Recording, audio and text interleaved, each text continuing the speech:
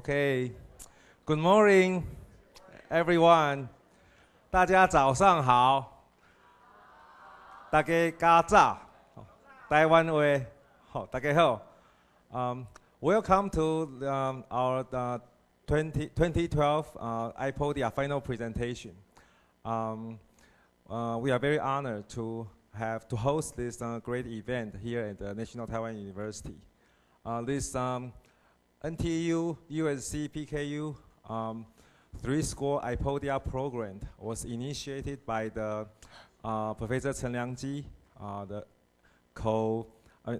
ex-director of our NTU Creativity and Entrepreneurship program, and also the distinguished professor from Professor Stephen Lu from the University of Southern California and also the Beijing University. Okay, so today here, we also got a lot of supports from NTU, like Department of Electrical Engineering, Professor Yan Sijun. So we are very happy to be here to present our students' final presentation to you. Okay, so before we enjoy our spectacular presentation from the second year iPodia students, let's watch a movie to introduce you more about this iPodia program, and also some reflections from our former iPodia students at National Taiwan University. iPodia World Classroom, a joint course among National Taiwan University, University of Southern California, and Peking University, exploring the cooperation of globalized innovation. Starting from February, we have had a series of events. First, we had a PKU visit to get to know each other. Then, we had 2 case studies and cross-cultural exercises to discuss how cultural differences can affect product innovations. At last, students demonstrate their projects using what they have learned and discovered at this final presentation. Today, we have students coming from Beijing and Los Angeles to Taipei City, joining the NTU students. They are separated into 9 teams and work on 9 different topics about creating a better campus life. And now, we have invited some last year's NTU students to talk about how iPodia has changed their lives. Hello everyone, my name is May and I'm now a senior in the Department of Foreign Language and Literature. My name is Eric and I just took iPodia class last year. Hello guys, my name is Monkey because I really look like a monkey. Hi, my name is Paula. I'm a senior student from Department of Accounting. My name is Claire. I'm from NTU. My major is history. I'm Iru, a student from NTU. Hello guys, I'm Obama in the Team 8 last year. Hello, I'm Jiron from Taiwan. Hello, I'm Tika and I'm studying electrical engineering in NTU.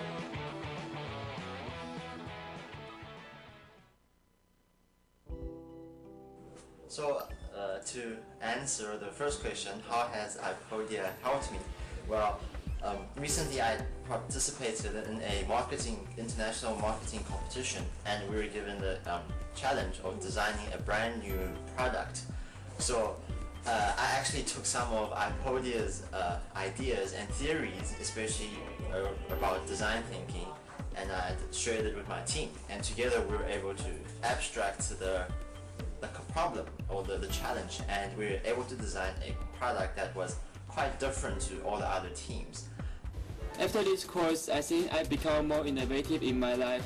That was the first time I had classes with people from around the world, and we were very encouraged to speak of our opinions and also interact with them. The most important thing iPodium gives us is it is such an amazing podium that makes us amazing people together.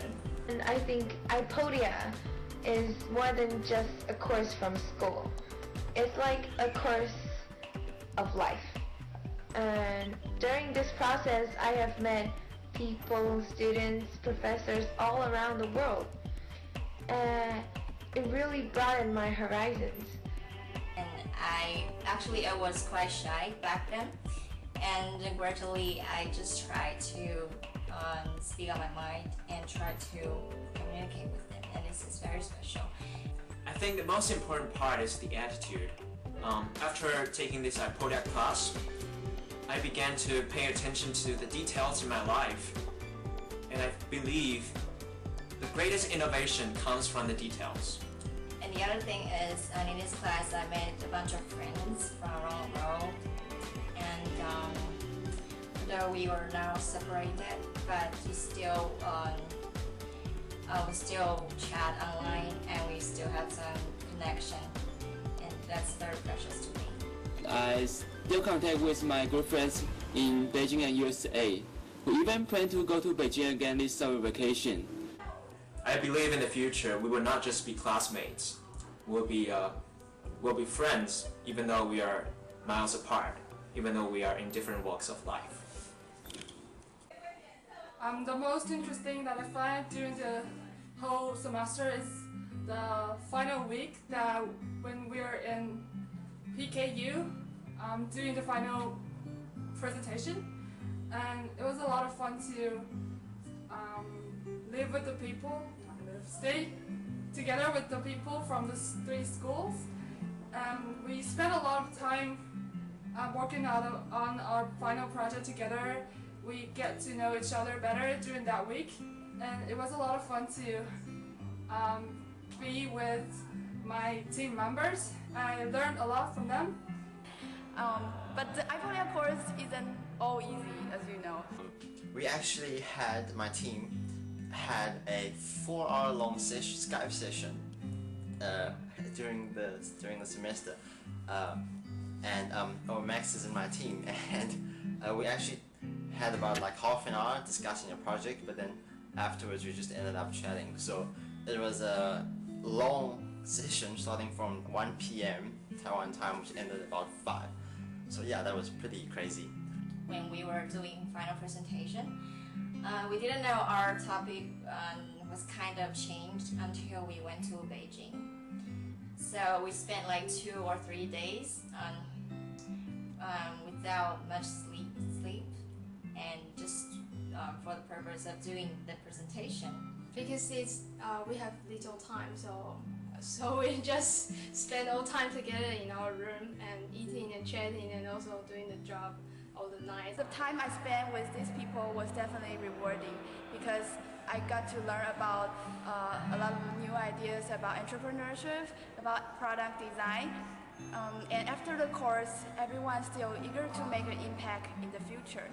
So now, I'm very happy to hear about what everyone has done to make their dream come true. The most impressive thing for me in iPodia is that when I first saw the picture of Max on the Facebook, I saw he didn't wear the shirt and he showed a lot of muscle. So I think you guys should ask him to take off his shirt to see how big his muscle is. Sorry. The most impressive part of iPodia to me, and I think it's the friendship that I had with my teammates in both PKU and USC. And over the 6 months period, we have very intense discussion, and we work very hard on this project, and that's how we cultivate this kind of friendship. And I really cherish this, and I believe this will accompany me throughout my life. I'll say the experience was awesome.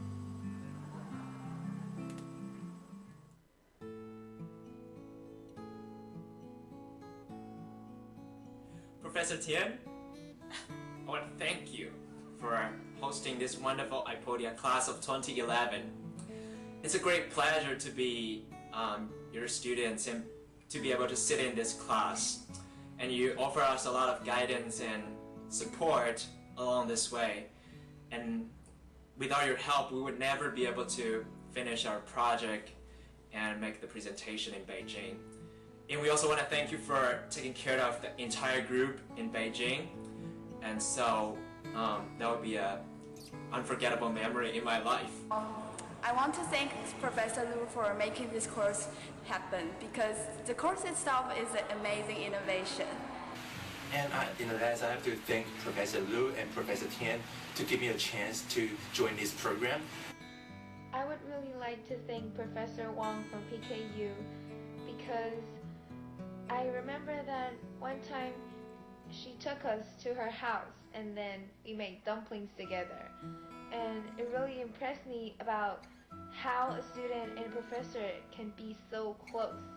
And we talked about life and our schoolwork and everything. My Honorable Professor Lu, I'm Monkey. I would like to say thank you, and thank you again. Thank you for opening such a wonderful and special program here in NTU, and thank you for letting me get involved into the 2011 program. You are the best one in USC, and for Professor Tian, you are the best one in NTU, you know it. And for Professor Wang, I miss you. You are the best one in PKU. And for the iPodia 2012 student, I'd like to say cherish your friendship you have developed in this semester. iPodia class might be one of your best experience within your 4 years in college. What I want to tell this year's iPodia students is that I hope you guys can enjoy your class, enjoy your team projects, and try to do your best to do on the final presentation. And I hope you guys can, and I look forward to your guys' presentation.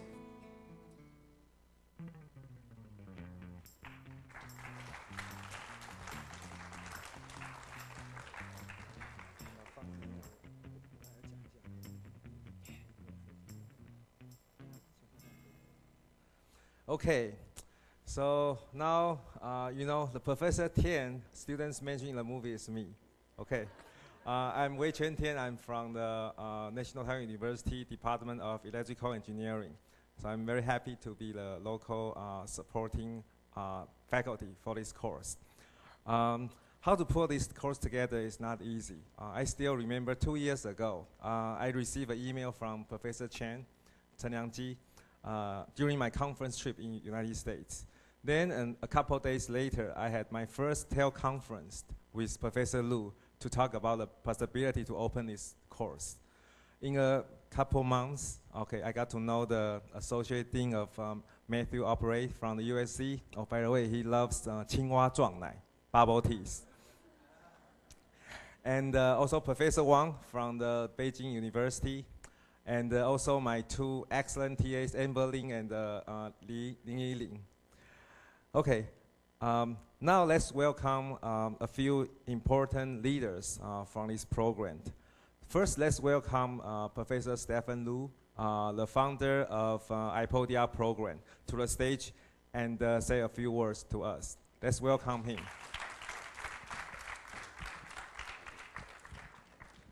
Thank you, Professor Tian. Good morning. A few students mentioned Professor Lu. That's me.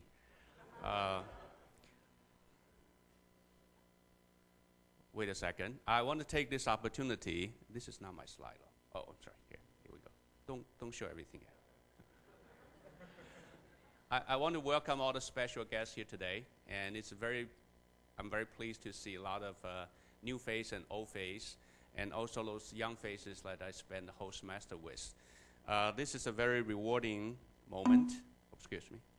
This is a very rewarding moment. As Professor Tian said, a lot of things happen for a lot of reasons at first.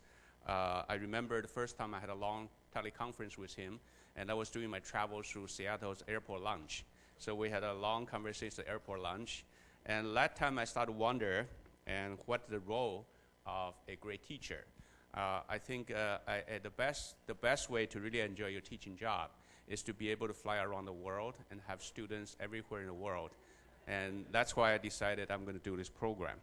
Now, rather than showing you a lot of technical detail, which you already had enough, what I want to share with you is a little bit personal background that relates to this iPodia program.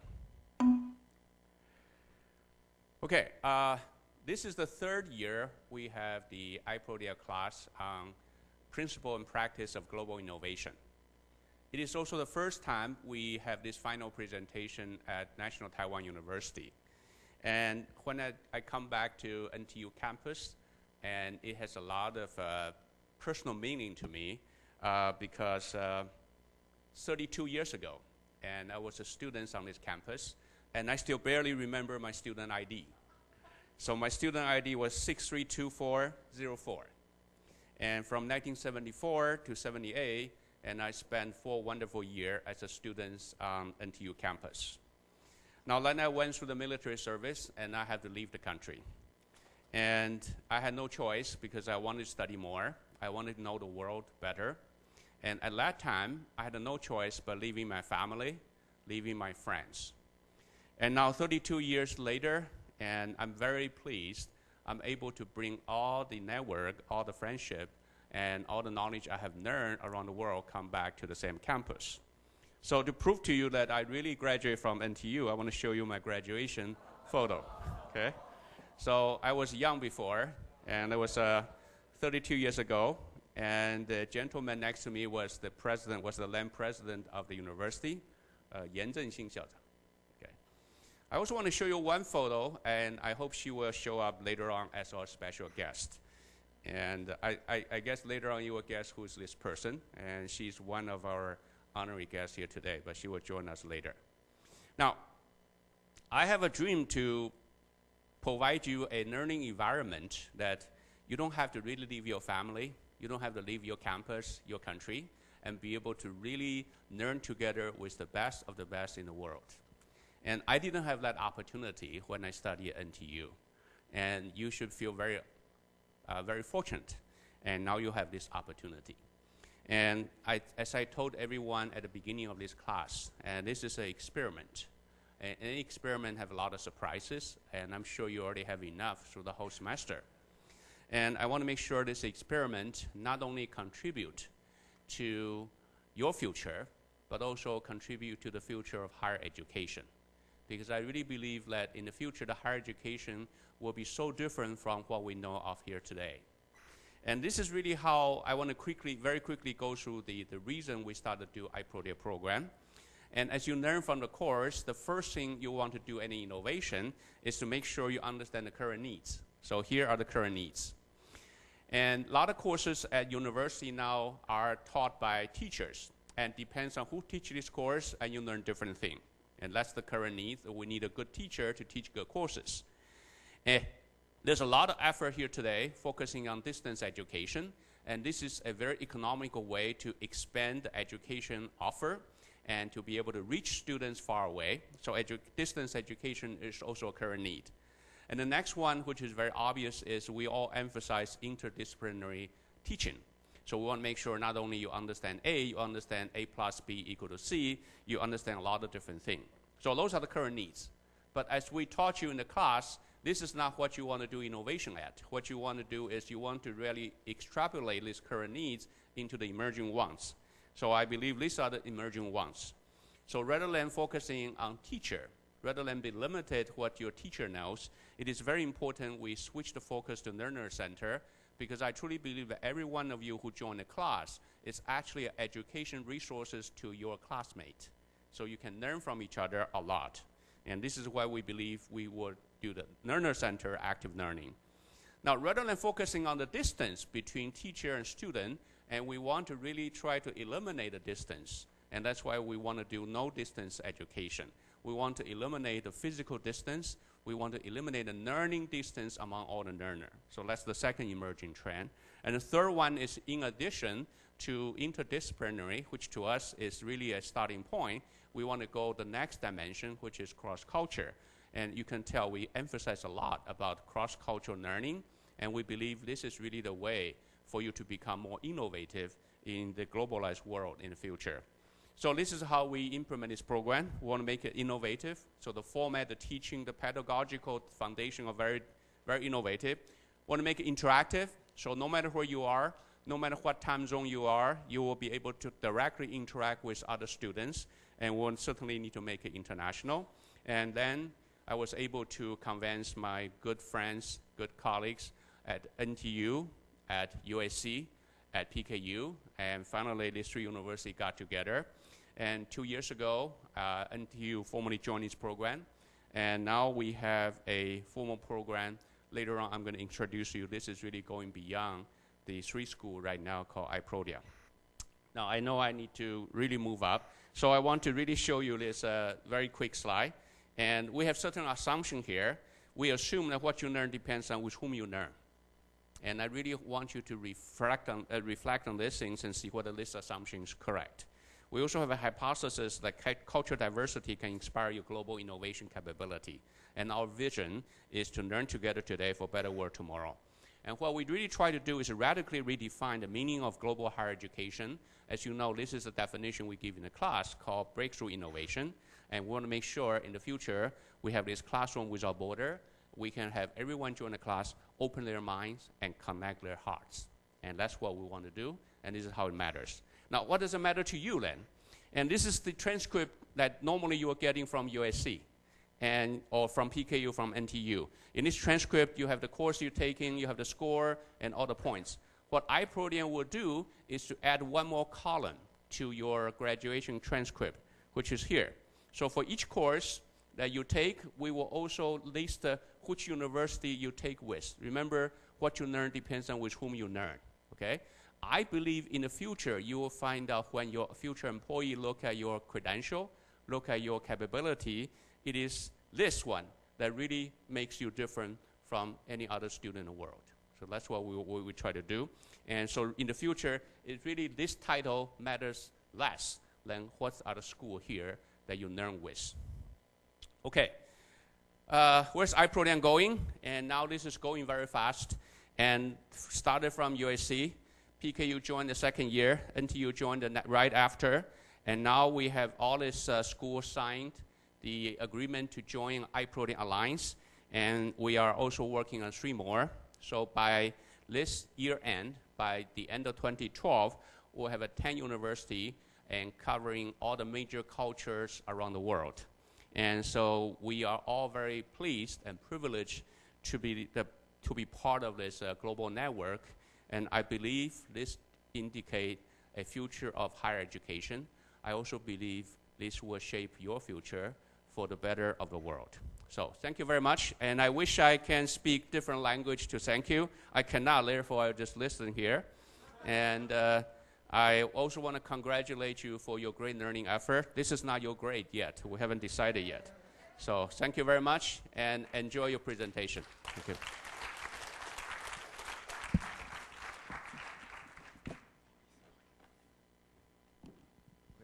Thank you very much for Professor Lu's lecture.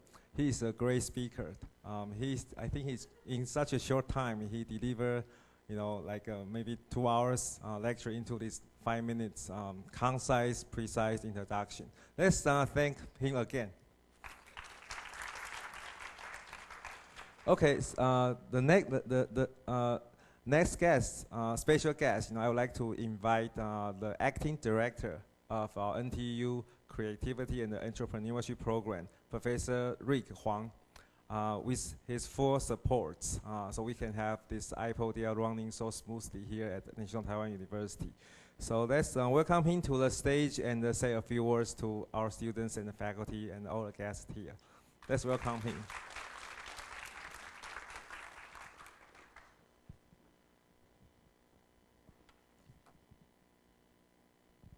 Okay, good morning, Professor Yan, Professor Lu, Professor Wang, and Professor Tian. And good morning, everyone. On behalf of the Creativity and Entrepreneurship Program in NTU, I would like to welcome all the friends from USC, Peking University, to our main campus in National Taiwan University. So I think this program was initiated by, in our campus was initiated by our former director, Professor Liang Ji Chen, 2 years ago. So it's been 2 years. And I'm glad to see it's been such a great success with all these efforts and presentation. And I believe that all of you must have enjoyed the very fun and interesting the intercultural learning experience. So looking into the future, I believe that globalization is not just a trend, it's a must.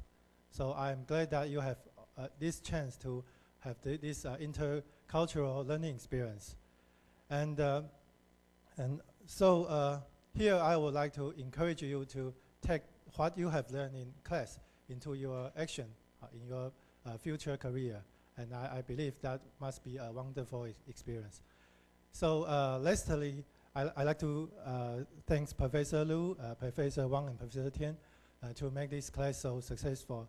And I would like to say sorry, I have to I have to leave the room because I actually have a class started half an hour ago. So, but anyway, this is your show and this is your stage. So enjoy your stay and enjoy your presentation today. Thank you very much.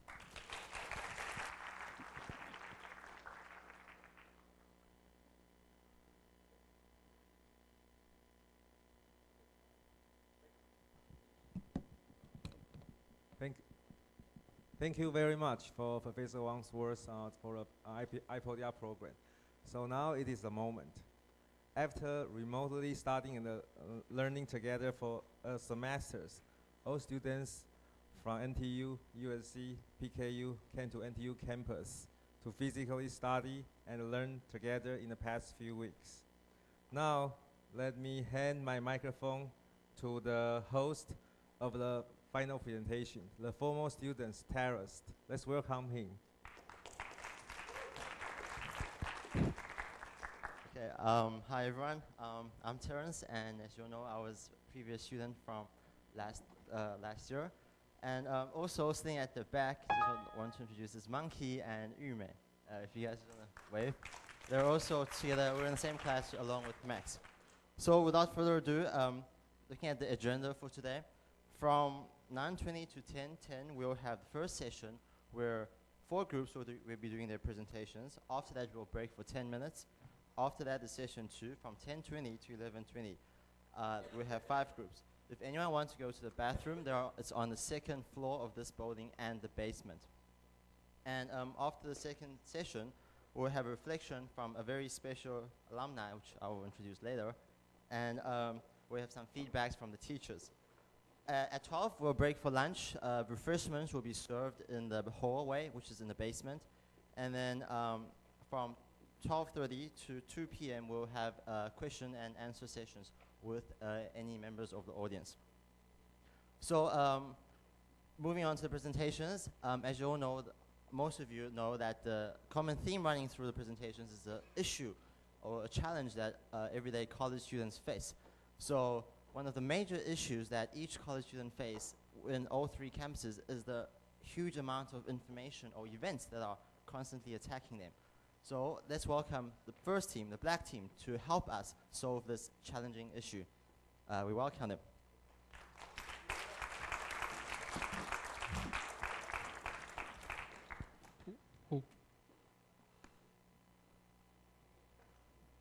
We are the team black, 3 girls and 3 guys, sharing the dream of changing campus life. We make discussions, have fast to students, all shining points in a presentation. There's always something on the campus that you want to know. That's why we aim to make a better information flow. 1% time searching, else time enjoying. You know what's going on in every corner of NTU.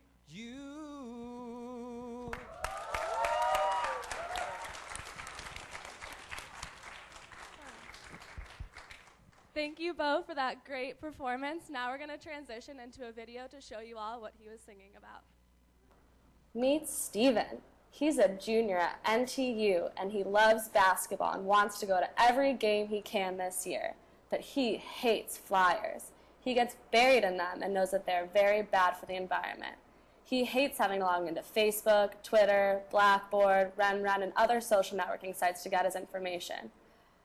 Oh look, he found a flyer for a basketball game on the 11th, but it's already 13th. He missed the event. Ah!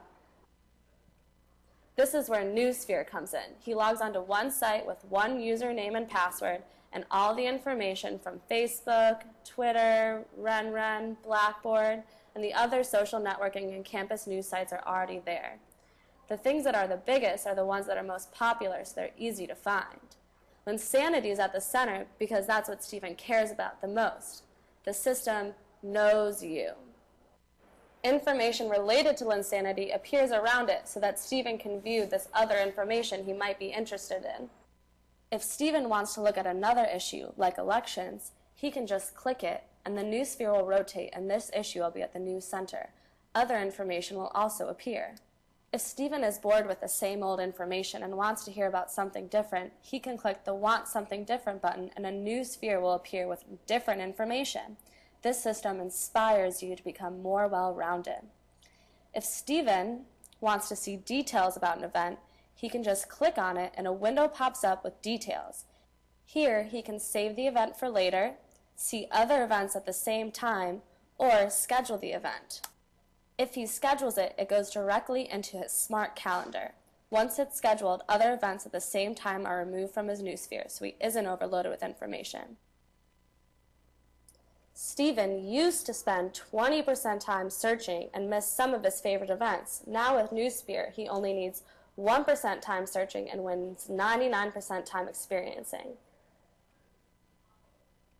Thanks to Newsphere, Stephen has time to enjoy his life, say playing the guitar, dancing, and even dating sexy girls. Most importantly, he finally finds a girlfriend.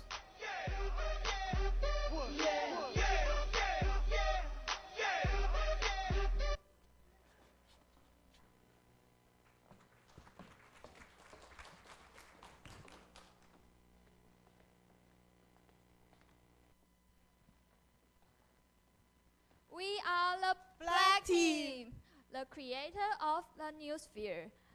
We came up with this idea because we saw lives of college students, so many things to do, so many information to sort through, and not an effective way to get information.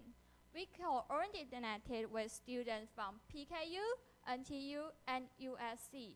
We found that this problem occurred on campuses around the world. We realized that there is a need for a better information flow. In order to satisfy this need, we created a brand new interface. We noticed that students from PKU, NTU, and USC want things to be easy. They are not only lazy sometimes, but also very busy. Therefore, our system collects information and events in a brand new way. With just one click on the sphere, you can see how smart it is. Here is a 3D model of what our system looks like. You can see, with one click on the topic, the sphere will rotate to show the events and others related to it. We are annoyed by wasting time on searching. It's time to change. This campus deserves a better class of information flow. Newsfeeds is an interactive shape that allows you to find your news in the easiest way. Newsfeeds has 360-degree information flow, cover the Facebook, BBS, Twitter, and more. It integrates with the current system, so that allows you to find your own information in one place. And want to know what popular on the campus? Okay, you can use our Newsfeeds. Newsfeed will smartly show how popular the issue is with its size. Namely, the large it shows, the more popular it is. Notice that how intensity, election, and concerts are large on the sphere. It means it's easier because it's large, so people can easier to find it. Have you imagined a system that knows you and even inspires you? That's what a college student needs. Students want to discover themselves and even get a variety of information to decide what they are going to do in the future. You may want to know what's going on in the area of study and around your interests. The newsfeed will learn from your footprints. Through every interaction, it knows you better. Moreover, the newsfeed will also recommend you activities that outside your interests because it understands what you are not familiar with. In this way, Newsphere broaden your horizon. Our newsphere allows you to spend 1% time searching and 99% experiencing. You can not only get more educated on what you care about, but also be inspired by what we give you. Our system can help you to organize your very busy life. You may say, what a powerful system. Is it difficult to use? Not at all. You can access to our system on mobile, PC, and tablet, and you can check anywhere, anytime.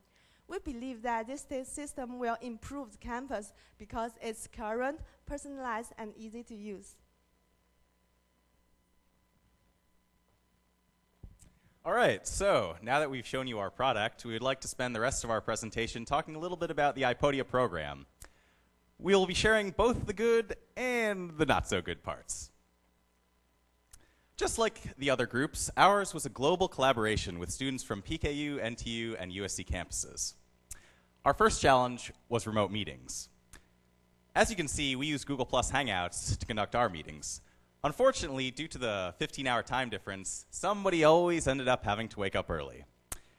We looked back at all of our meetings and determined that the average meeting start time was actually 6:30 a.m. That may not seem like a big deal to some of you professors, but to us college students, it's a real struggle. And as you can see from the picture, some of us handled these early meetings better than others. But at last, exactly 6 days ago, we were all united in person on the NTU campus. We quickly got to work, the last few days spending as much as 12 hours each day really trying to perfect our product. And again, as you can see, some of us handle this long workday better than others. But in the end, we believe, and we hope you believe as well, that we really came up with an outstanding product and that our experience in this course was a wild success. Here are some pictures. As you can see, we like to have fun in our off time when we're not working. And finally, we are absolutely thrilled to hear that iPodia is expanding throughout the globe over the next few years. And to be honest, we're also just a little bit jealous that we won't be the ones who get to experience all of the future iPodia students from around the globe. And with that, we would like to thank everyone for listening, and we look forward to meeting as many of you as possible at our poster session later today. Thank you.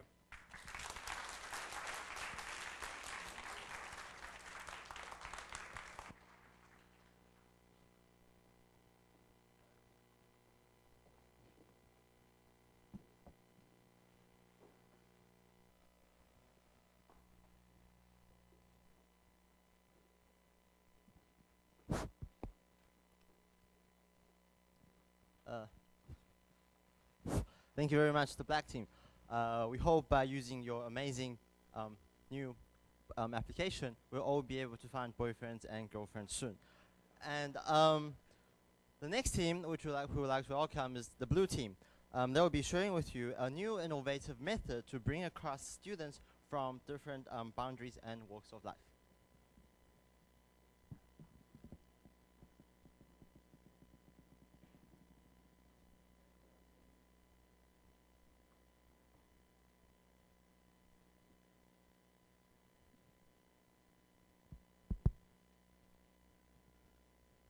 Good morning, guys. It's our honor to be here, and we are Blue teams. So first, let me introduce my team members. Ziyan, Clarissa, and Brandon, Steve, Johnny, Richard, and I'm Ken. Richard's over there, online. Yeah. So today we are going to present our project. Our project is about addressing the problem of exchanging knowledge between people. First, we want to focus on campus community. It is not a limitation overall, but because it is a special community for the project to easily start. As a cultural student, as a college student, we got kinds of knowledge we interested in. Here, we provide 4 kinds of characters to tell you to illustrate what we are going to do. So the first one is a freshman. He will like some career advices, and he would like to know some places for social lives and also some academic guidance. Second one, she is a theater student. She is willing to explore his life in order to gain some inspirations. Furthermore, she needs more opportunity to show her talent to public. third one, he is a physics student. What his customer need is know more about liberal art and finance advice. And the last one, he's a well-known investment banker, and he's an alumni. He is going to recruit potential young people, and he is interested in prospering startups that earns money. So theoretically, they can all get beneficial knowledge from others. It would be nice that they could know each other, but life could not be that simple.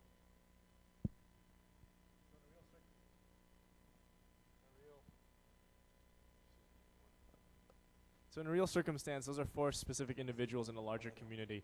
And so for the sake of this simulation, we're looking at the college campus because that's a special community that definitely needs this sort of community learning. So imagine these kinds of benefits that people get from each other, except permutated infinite number of times across the entire community. So we want to find a way to make this much simpler. And we believe we can do that through an online network. An online network has 2 main parts. The first part is a user profile, and the second part is a way for these users to interact. So we believe that our user profile should be defined by the community, and the interactions will be through intellectual discourse, and we hope to make that as easy as possible. So let's kind of go into what we mean by community-defined user profile. So let's take our 4 examples again. These individuals have complex lives. If you were to describe one of them, you might talk about their pet peeves, their background, their ethnicity, all these different things. But in our reference frame, what matters is their interests and the interest that they can contribute in terms of knowledge to everybody else. So we're going to simplify all of them simply to the interest as seen by everyone else. And just like that, you can start connecting these relationships and have easily accessible pieces of data. So you can build mentorship relationships between the investment banker and the freshman. The art cultivist can get benefits from the theater major, etc. So for our community-defined user profile, we have 2 main functions. The first is to summarize the user interests to make them easy to find, and we also hope to quantify aptitude. That way we can discern whether the person is a learner or a mentor. So again, if you were to look at our 4 individuals, we can summarize all of them in terms of their interests and collect them in a sort of cloud of different interest topics. And so what we want to also do is be able to visually show how much experience they have and what they have to contribute in each of these categories. As for facilitating intellectual discourse, this has 3 sub-functions. The first is to organize topics for relevant users. We want to ensure discussion quality, and we also hope to have a way for users to ask questions and get responses and feedback. So let's look at our 4 individuals again. Let's say the freshman wants to look for career possible internships over the summer, and he's specifically interested in Goldman Sachs. So he's going to post a question. We want a way to facilitate this sort of interaction between these 2 individuals. At the same time, if there's a third party interested, but he doesn't have something, if he lowers the quality of the conversation, we want a way for these other members to actively be able to evaluate these things and have this sort of the quality reflected so that everyone can make the judgment of what to ignore and what to actually look at. And so then what we have is a dynamic system where these users are constantly actively defining and redefining their roles and niches within this community. Okay, so here comes our product, StudNet. In order to facilitate these dialogues, mainly we will have a discussion page. You can just share your knowledge just by posting. And unlike the traditional bulletin boards, we use a tag to sort out different topics. And here you can see that if you are interested in the biochemistry, we offer you the 3-dimensional RNA structure. And this post is found for you by the text of it. And it will also show you a quick idea of what it's meant about. In order to evaluate whether it's a good one, we also have the approval and disapproval ratings for this post. And you want to click on the specific topic, the whole discussion will show. And below the post, other community members will also offer their insight to this post. Similarly, we also use tags and rating for each one of the comments. The most interesting part of our website is that we help to connect you with the experts in the fields you are interested in. He can either be a peer or an alumni in this community. By clicking the photo of the post, you enter his personal profile with the text cloud under it. The text cloud shows the fields and topics he specializes in. As you can see, we will calculate the quantity and the quality of his previous posts to decide the size of the tags. This guy is, as you can see, is especially good at beer. So if you have a problem with beer or wine, you can just go ask him. Another useful function of this tag cloud is that it can help you to track back to your posts and to establish the structure of your knowledge so that you know what you specialize in and what you should go further to study. In summary, by defining our users by their interests and fields and connecting them with our discussion board, we establish a community where you teach and learn from each other.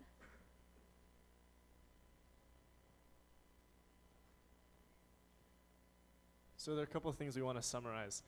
So in this specific community, again, as we said before, these are 4 specific examples of interactions we can get in a much larger community. So imagine how many different benefits everyone can get from each other. And so that's what we're seeking to do. We're trying to make this process easier. And so I want to highlight some of the benefits and differences and innovative concepts of our product over other similar SNSs. So for us, we really want to promote the dynamically defined user. What you have to contribute to a specific community in terms of knowledge should be defined by the people around you. And so usually if you log into Facebook, you make your own profile, you're telling your own story. You determine all your interests, your photos, you're telling your whole life story. We want to simplify that and shift that role over to your fellow community members instead. As for future implications, the biggest one would be the definition of campus. The definition of campus in the future can change easily. As already shown by iPodia, iPodia takes together 3 campuses, and of course in the future even more, and brings them and defines one central community. Some other implications include data generation for sociological and pedagogical studies, and that also relates back to our case studies and cross-cultural exercises. Also, some other hopes that we have for our product is algorithms that clear up clutter and algorithms that help with the tag relevance. We also hope to include an alumni network for more knowledge sources. After we introduced our product, we would like to share the experience we gained this time. When we discussing on the Skype, there are difficulties that we met, such as time zone problem and technical problem, but not mentioned the most importantly, the problem that we cannot have our gestures on the internet, so it's hard for us to convey our ideas. So we have an interesting experience. When in the first night when Steve and Brandon came, there was a huge difference in understanding the idea of defining the users, and this argument lasts for more than 3 hours. And we think that this difference come from different culture, and we also think this debating process really makes sure that every member in our team really understand the project completely. And so just to bring our product and our project around full circle, what's really interesting is that our product helps this specific interaction happen. So other than just cross-cultural interactions and differences, we have cross-disciplinary perspectives and differences. And so what our product enables is it basically enables a community to quickly and much more easily interact with each other and have these sorts of discussions, these 3-hour, 5-hour into the night kind of discussions, and come out of them much more intelligent and just much more well-rounded as people. So this is end of our presentation, and thanks for attention.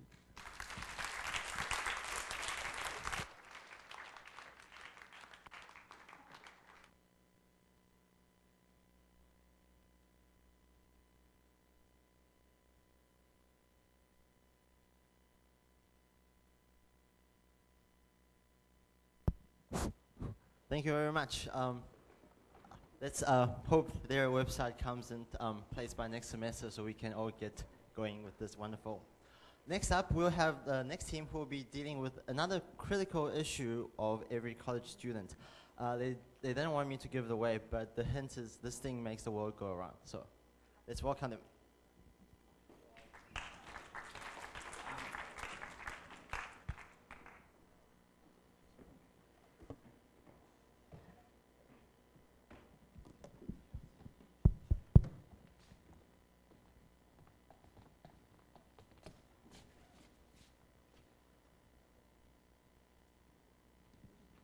Monsters. We're here today to talk to you about legendary beasts, terrifying demons, and the monsters that college students face every single day. You may be asking yourselves, what on earth are you talking about? We're here today to talk to you about one particular monster that we recognized terrorizes college students globally. That is the money monster. My name is Dustin from USC, and these are my colleagues, Perry, Kirsten, William, Morning, Ariel, and Mike, and we're going to talk to you about the problems that we recognized, a solution that we came up with these problems, the innovative design thinking process that we used to get to that solution, and ultimately what we took away from our iPodia experience. We focus on students' financial improvement, so we create a solution named Financial Cloud.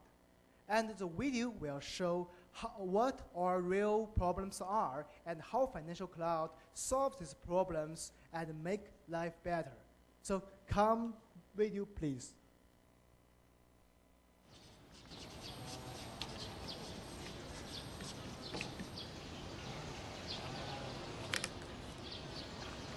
Okay, I like the other days a little better. It's a running room.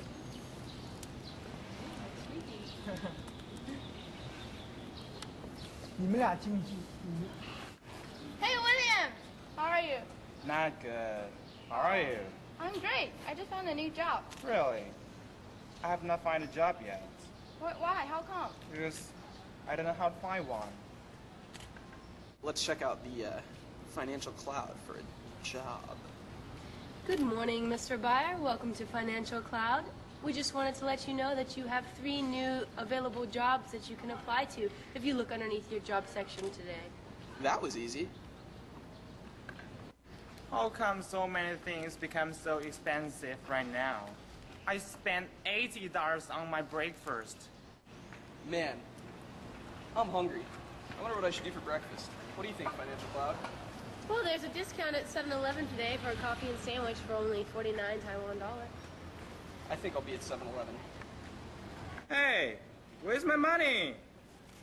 Where did I spend my money on? On my breakfast? On a lunch? On a jacket? On a gift? Yes, on a candy bar? Oh, so many, I give up. Last month was great. I sure had a lot of fun. I wonder how I spent my money. What do you think, Financial Cloud? Hi, Mr. Buyer. We have some charts here for you to look at to see how you've spent your money. We've tracked your cash and credit options, and we've divided it up into sections such as clothing, transportation, eating, housing, etc. Can you show that to me in another way? No problem.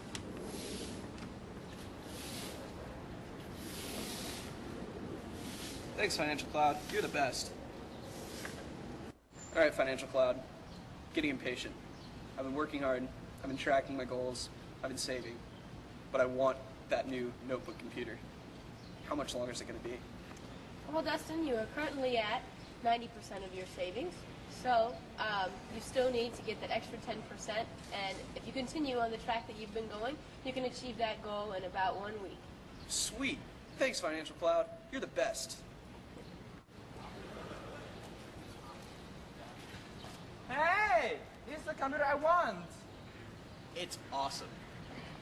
Oh, but I didn't save any money yet. That's why you should have used Financial Cloud.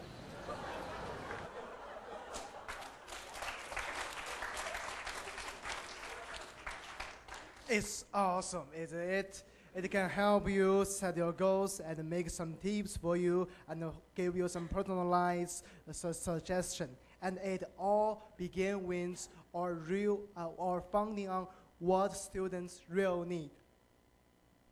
So The financial cloud is our solution to student economic problems. We found that there was two main issues circulating this problem. The first was that students didn't have a clear understanding of their financial status, whether it be how much they're spending, where they're spending it, or even how the current economic trends are affecting them. And then the second main issue we found was that we didn't really have access to enough information about how to make and save money. So the financial cloud provides a solution to both of these problems. So you must be wondering now how our financial cloud can do all those amazing things to help us fight against the money monster. Now I'm going to tell you how. As you can see, the center of our system is the server and database in the middle. We call it a cloud because we use cloud computation so you can have access to your financial information almost anytime and anywhere. All kinds of terminals can read your incomes and consumptions, categorize it, and then send it to the cloud. You may think that some apps already have this kind of functions, but our financial cloud is different. Why? First, it is automatical because it is linked to your bank account, credit account, and your wallet. Second, we also take all kinds of personal information and some related external information into account. By analyzing all this information, we can provide you not only your record and budget, your purchasing plans, but also customized feedbacks and information, such as the discount information and job opportunities, as is shown in the video. Finally, I want to mention that we also concentrate on security and privacy problems. All kinds of techniques will be used to protect your money and your privacy. So that's how Financial Cloud will help you with your financial life. After we've shown you how Financial Cloud works, we would like to talk to you about the process of how we came up with the Financial Cloud. We used a learning method, which we learned in iPodia class, which is called innovative design thinking. It is the common language that's shared by us. But all of this started with one single Skype meeting, where we had students from 3 campuses just simply chatting, talking about our daily lives, and mentioning the problems that we possibly encounter. And we found out that there is one problem that relates to us all. That is the student finance problem. After that, we took a deeper look into the problem, and we tried to find out the causes of the problem. We made up a wish list of the issues that we want to address in order to solve the problem. And after we've had that wish list, we started to think about the bigger ideas. And then, taking individual issues, we try to map it to a feature that we want to include in our product. And putting them all together, we came up with a Financial Cloud. And here, I would like to share about how we actually have our conversation. So basically, it's very hard for people from long distance to have a meeting together. And we are fortunately to have those tools to help us. We have Doodle, which can set our schedule together so that we can find out the available time that we all have. And we use Facebook to interact with each other. And during Skype, we open a window that's Google document, and we updated the notes so that everyone can be on the same page. So those are the tools that are very helpful that help us to get through our discussion. But this is not the thing that I want to emphasize. It is that we actually we use the same language, and it's not English.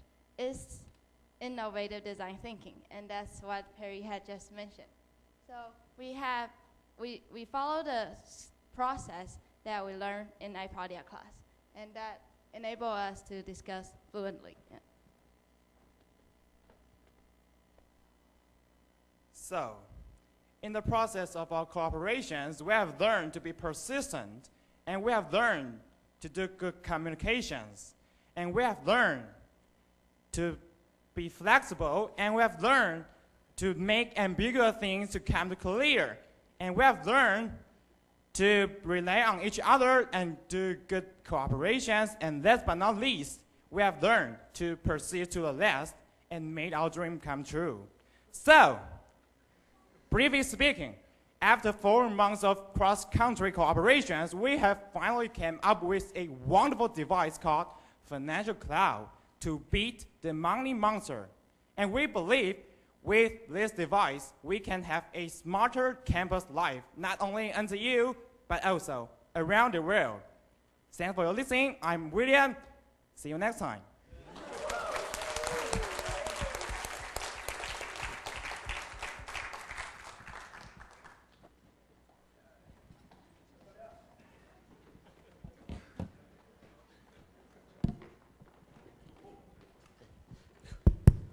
Thank you very much. That was awesome.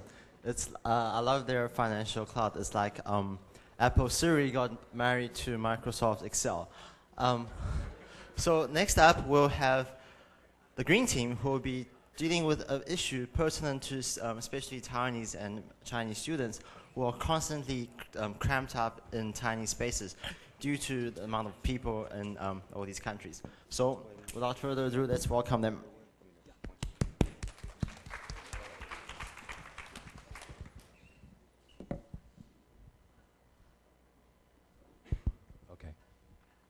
Good morning, everyone. I am Lamar. That is Jerry. That is Eason, Jason, Paul, and Mungchu, and we are the Green Team.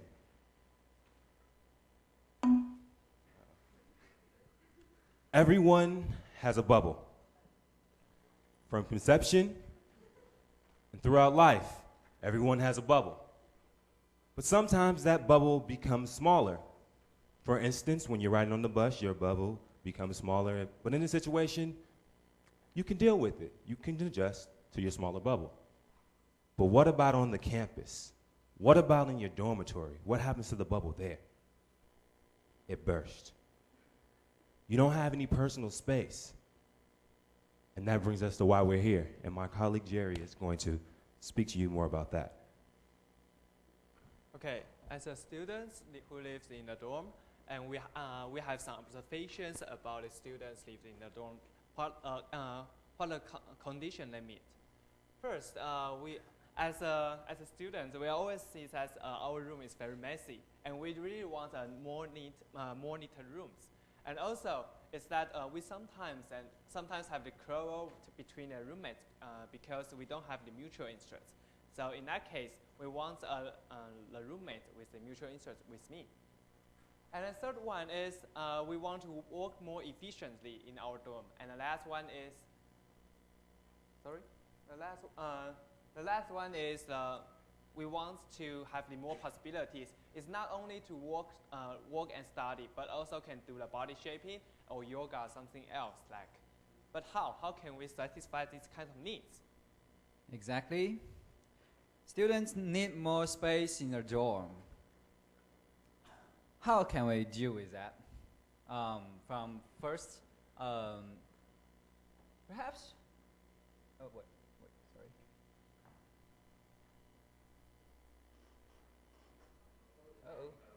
sorry. Sorry. What does that mean? Does that mean the school have to buy more lands and build more buildings? Perhaps, possibly not. At least not for the green team. So we begin our further analysis. From first insight, we know that we have to enlarge the real space firstly. And we observed that there are many things in the dorm that could be shared by students in the same dorm or even in the same floor. So we come to this idea that we can minimize the space these clutters take and we can get rid of them. Also, we found there are many bulky things in the dorm, and they are very inefficient. So we want to make the dorm more efficient and more accommodable.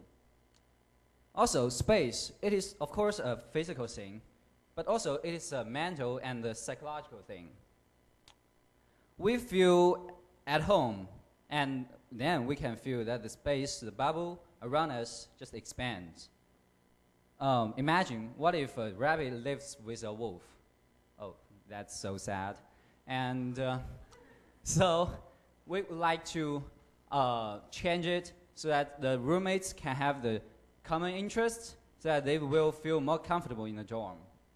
Also, we found there are many outdated and inhumanistic designings in the dorm. And we would like to rearrange the stuff in the dorm and redesign. So here we are.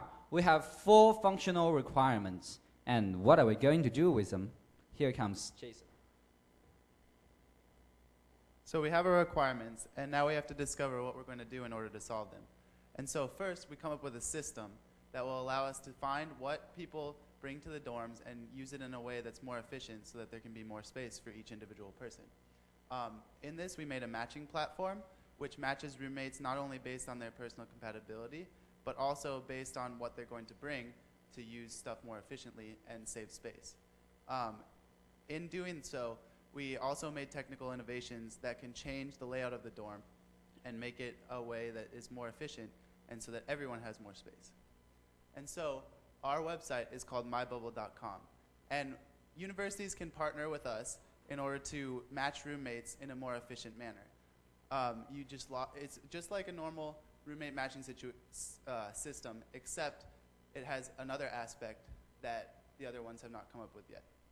And so you fill out a profile, and with all your personal characteristics, this can be used in matching up roommates. And that's only the first step. The second step is matching you up based on what you're going to bring.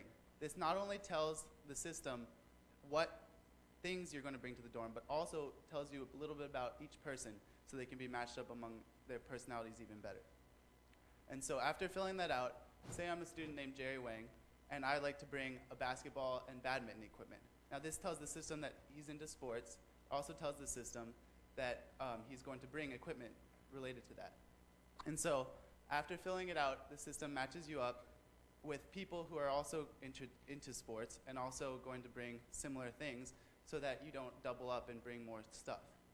And so after that, it matches up with roommates. So Jerry is matched up with Paul, Eason, and Jason, funnily enough. And it also matches them up with a room arrangement. And in the room arrangement, the specific technical innovations that we came up with were an area of common good where all the shared items can be stored and moved out of the way from each person's personal space. This increases their personal space that they're able to use, and also puts away all the clutter to deal with the psychological aspect of feeling like you have more space. And so each bed also has technical innovations built in that this is an innovation that's been used in the home before, but we'd like to bring it into the dorm. It's an interconvertible bed and desk, and we figured that since students can't sleep while they're studying, and they also can't study while they're sleeping, at least normally, they can have one space for both and change it when they need one or the other. And as you can see, it folds up, and the desk can go out of the way when you need to sleep, and the bed can go out of the way when you're studying.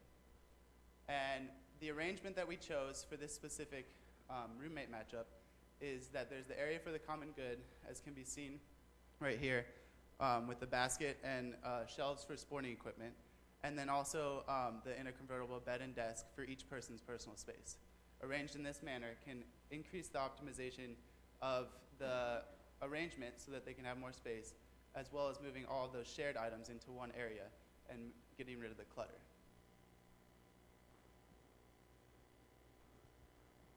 Now I would like to share what we have learned from iPodia. The first thing is, the first difficulty we made was to arrange meetings. Since we are in different time zones, we have different personal schedules. So, but actually, finally we conquered all these difficulties and we succeed in arranging meetings via Skype. And the second one is reaching agreement and sharing ideas. Sometimes we have disagreements, we hold different opinions, but that is a time for us to discuss, to communicate, or even to persuade people to agree with us. And third part, and also the most interesting part, is cross-cultural communication. We come from different cultural background, we say the word differently. That's when we come up with some very brilliant ideas. And the fourth one is working in a team more efficiently. We can give different tasks to people according to their abilities. For example, Lamar is good at designing, so he designs the poster, and I'm good at drawing, so I draw that rabbits. That make us working more efficiently in a team. And the last part, and also the most important part, is to sacrifice on the behalf of the team. We all have different deadlines, and we have other homeworks to do. But we should always keep in mind is we are in a team. That is an essential part of our team spirit.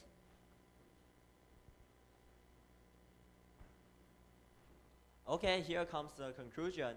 We have successfully using innovation design thinking process taught by Professor Lu, and we have a very precious cross-cultural experience to work together. And finally, we Green Team provide a great answer to satisfy people's need on campus. And we have a real model in the afternoon, so don't forget to see our poster. Thank you, everybody.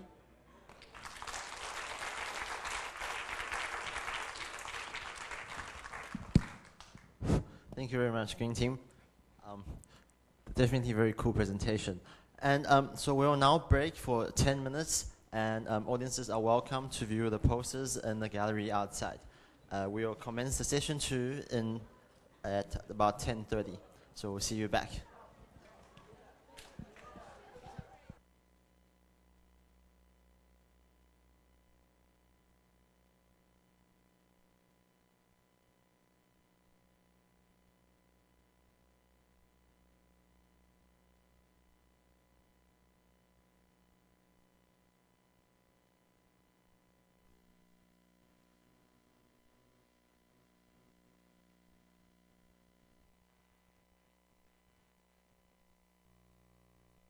iPodia World Classroom, a joint course among National Taiwan University, University of Southern California, and Peking University, exploring the cooperation of globalized innovation.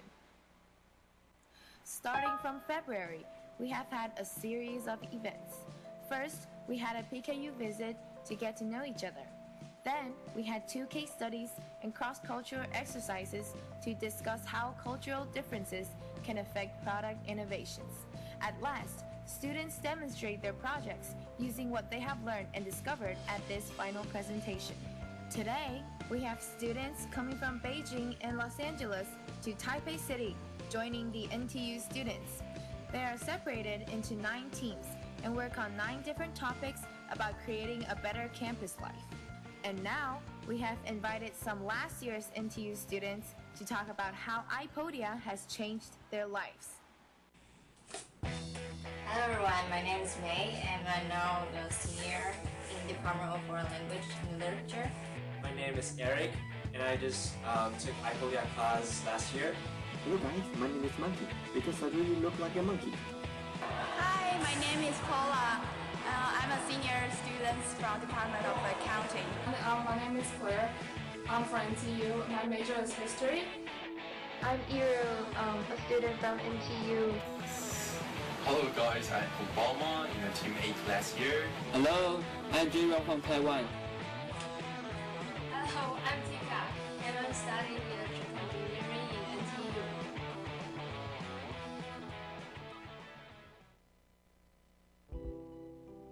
So to answer the first question, how has iPodia helped me? Well, recently I participated in a international marketing competition, and we were given the challenge of designing a brand new product. So I actually took some of iPodia's ideas and theories, especially about design thinking, and I shared it with my team. And together we were able to abstract the problem or the challenge, and we were able to design a product that was quite different to all the other teams. After this course, I think I become more innovative in my life. That was the first time I had classes with people from around the world, and we were very encouraged to speak of our opinions and also interact with them. The most important thing iPodia give us is It is such an amazing podium that makes us amazing people together. And I think iPodia is more than just a course from school. It's like a course of life. And during this process, I have met people, students, professors all around the world. It really broadened my horizons. And I was quite shy back then, and gradually I just tried to speak on my mind and try to communicate with them, and this is very special. I think the most important part is the attitude. After taking this iPodia class, I began to pay attention to the details in my life, and I believe the greatest innovation comes from the details. And the other thing is, in this class I made a bunch of friends from around the world, and though we were now separated, but we still chat online, and we still have some connection, and that's very precious to me. I still contact with my good friends in Beijing and USA. We even plan to go to Beijing again this summer vacation. I believe in the future we will not just be classmates. We'll be friends, even though we are miles apart, even though we are in different walks of life. The most interesting that I find during the whole semester is the final week, that when we're in PKU doing the final presentation, and it was a lot of fun to live with the people, stay together with the people from the 3 schools. We spent a lot of time working on our final project together. We get to know each other better during that week, and it was a lot of fun to be with my team members. I learned a lot from them. But the iPodia course isn't all easy, as you know. We actually had, my team had a 4-hour-long Skype session during the semester, and Max is in my team, and we actually had about like half an hour discussing a project, but then afterwards we just ended up chatting. So it was a long session starting from 1 p.m. Taiwan time, which ended about 5. So yeah, that was pretty crazy. When we were doing final presentation, we didn't know our topic was kind of changed until we went to Beijing. So we spent like 2 or 3 days without much sleep, and just for the purpose of doing the presentation. Because we have little time, so we just spend all time together in our room and eating and chatting and also doing the job all the night. The time I spent with these people was definitely rewarding, because I got to learn about a lot of new ideas about entrepreneurship, about product design.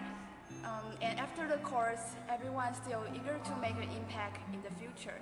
So now, I'm very happy to hear about what everyone has done to make their dream come true.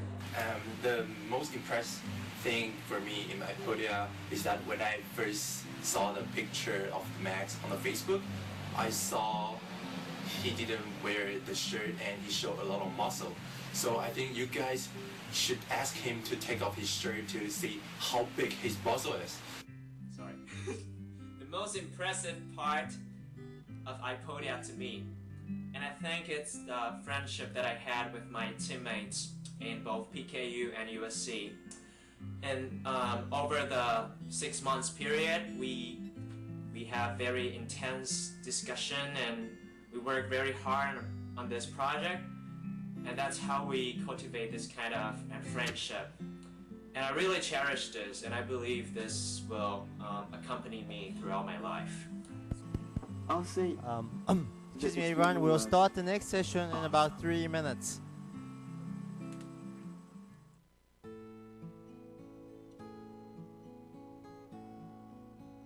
Professor Tian, I want to thank you for hosting this wonderful iPodia class of 2011.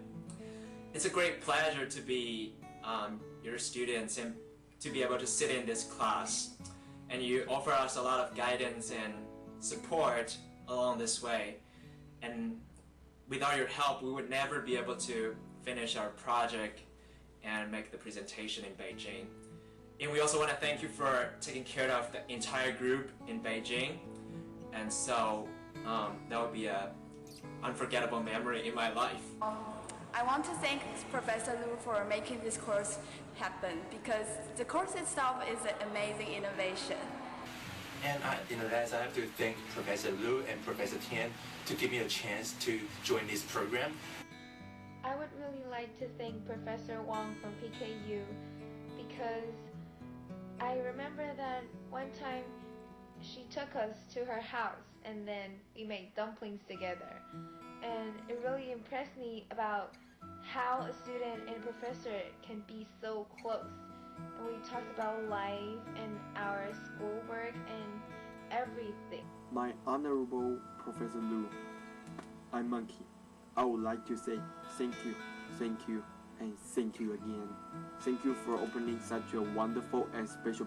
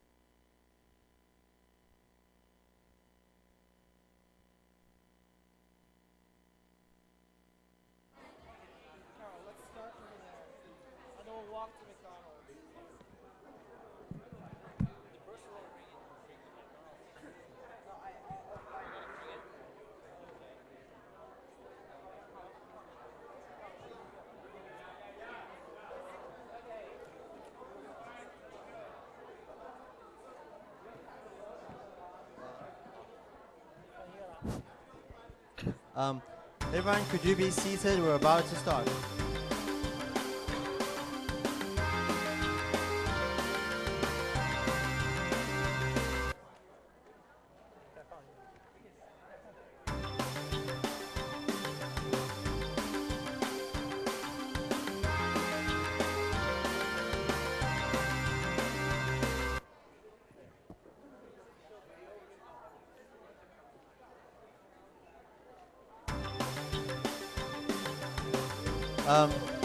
We're gonna start in 10 seconds.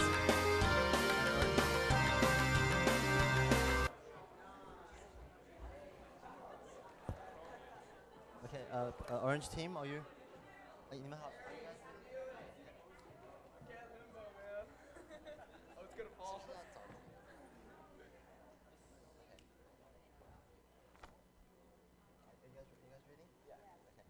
Cool.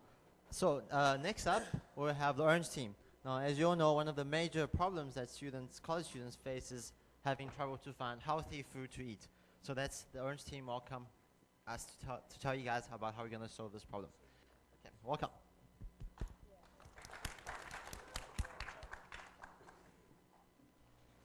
So we are going to do a kind of a skit first for innovation in the classroom. So we're going to have Professor Lowe right over here. And then we're going to have 3 iPodia students, Kim, Brian, and Bruce. And then me and Carol will be actors. So let's go to the classroom.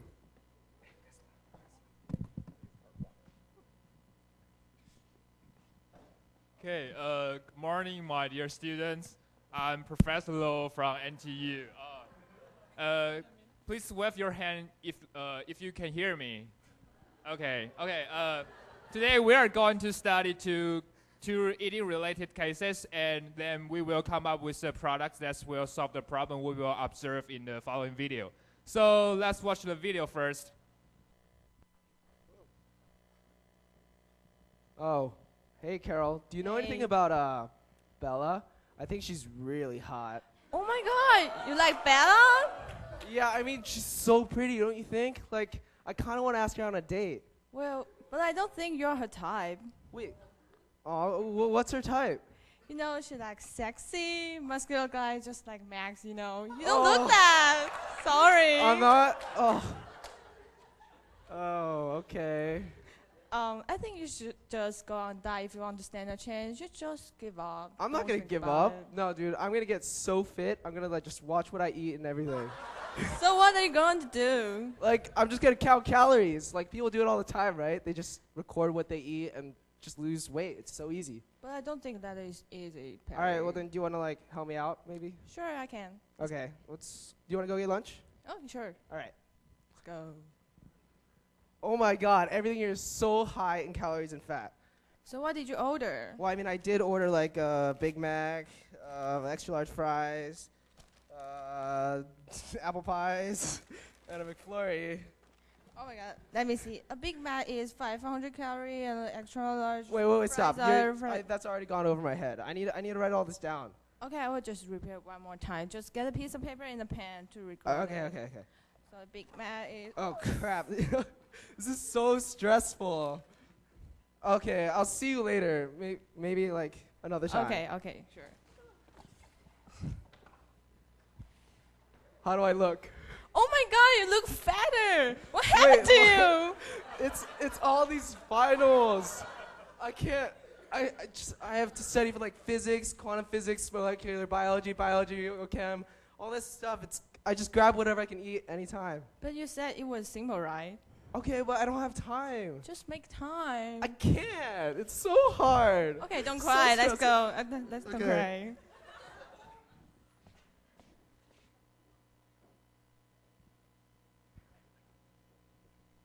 So as you all see, our customer Paris need to eat healthier to get what he wants. So eating healthier will become our customer needs for college students. And so what's the next for our process, Brian? Functional ways and requirements to give customer what they need. I think people like Perry need easier way to track where and what they eat to start eating healthier, like nutrition information, ingredient, calories, and expenses, etc. So any ideas from Kim? I don't know. When I try to eat healthy, I like to be motivated by my friends. So maybe it'd be a good idea to add a sharing function to this. People could just like share photos of their food or check in with their friends. Yeah, I kind of like your idea, Kim. And I also think that our product could recommend some places that serve healthy food within our campus area. I'm kind of lazy to look up every day of what I'm going to eat. Oh, you guys really impressed me a lot. So from what I have heard, you guys all come up with 3 main functions: tracking, sharing, and recommending. So the next we have to think of the constraint for our customers. So Brian, do you have any ideas? Well, for tracking, I know there are some products tracking what you eat, but these products actually don't sufficiently address the constraint of getting nutrition information and recording it. And obtaining nutrition information with this existing product is inaccurate and hassle. They don't actually provide specific nutrition information based on the restaurant where customers go. So I suggest we create a product that emphasizes simplicity and accuracy.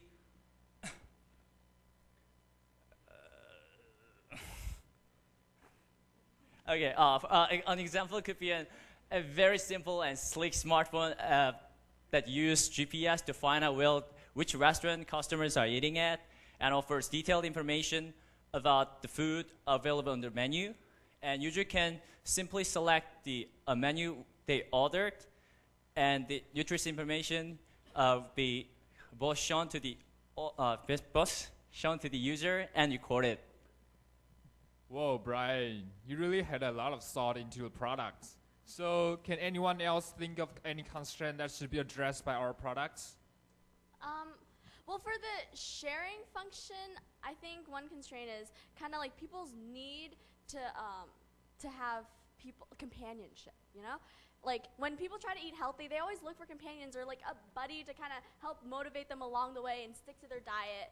But actually, I think it's a little difficult to implement that with the smartphone idea that you just, Brian just mentioned. Whoa, so do you have any ways to address the constraint? Like, how can we provide companionship for customers in our products? Wait, social networking. Yeah. Many apps today are connected to Facebook, Twitter, and other social networking sites. And like Instagram, 80% of Instagram photos are of food. So we know it's a viable and effective method of sharing. Once people start sharing photos of their food or like checking in with this app, it'll start raising awareness for this application. And then people will start to form a community of healthy eaters. With the pace that information is traveling nowadays, this could be the next big thing. Whoa, that's nice. That sounds a very great way to provide sharing for customers to eat healthier. So how about our last proposed function, recommending? Bruce? Well, I know that while I'm thinking about finding places to eat, I always want to go somewhere affordable. So I think price would be a constraint for recommending. Like, I think that the app that Kim and Brian mentioned could provide some healthy foods with detailed calories on the screen, and which will help us to get a clear vision. And after that, after tracking it, where the customer eat, I think the app can provide some food places that offer food with a healthy, balanced diet, personalized to someone's monetary constraints.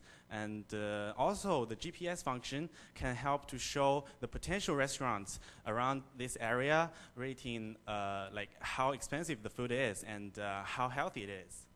Whoa, that's great. You guys really did a good job. So from what I have heard, you guys so decided on a possible product of smartphone apps that tracks, shares, and recommends to help customers to eat healthier. So this app will simplify the access for nutritional information and connect to SNS and address a potential monetary constraint. So how about we reconvene after 1 month to let you guys have enough time to develop the products? Sure. So a month later.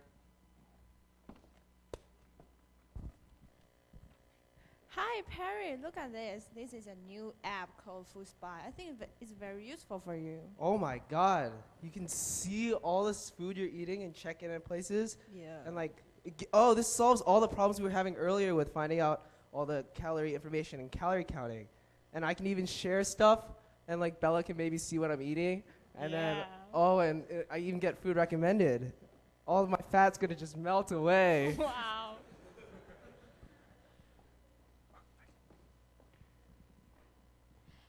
Here's the paper submission of our final product. Whoa, it's really awesome. It's that fantastic. So I would like to know what you guys have learned from this program. Well, we have learned the process of innovation from customer needs to the final product, and we also learned how to think abstractly about the product and its purpose. Like, we not only think a pencil is a writing utensil, but also a way of communication. I also really liked how we gained working experience on an international team. At first, we had to understand our cultural differences, like how Americans are more confrontational, while NTU and PKU students are more soft-spoken. And time difference is also hard to deal with because it's day for us and it's day for USC students. And so we had to use doodles or these products a lot. Yeah, after, towards the middle of the semester, we set up a fixed time to meet up so that the team members can set some free time for our team project.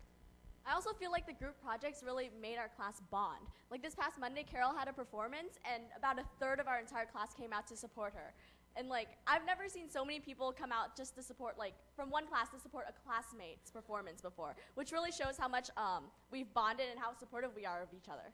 Yeah, even though we are geographically separated, I feel like we still got bonded a lot better than other classes.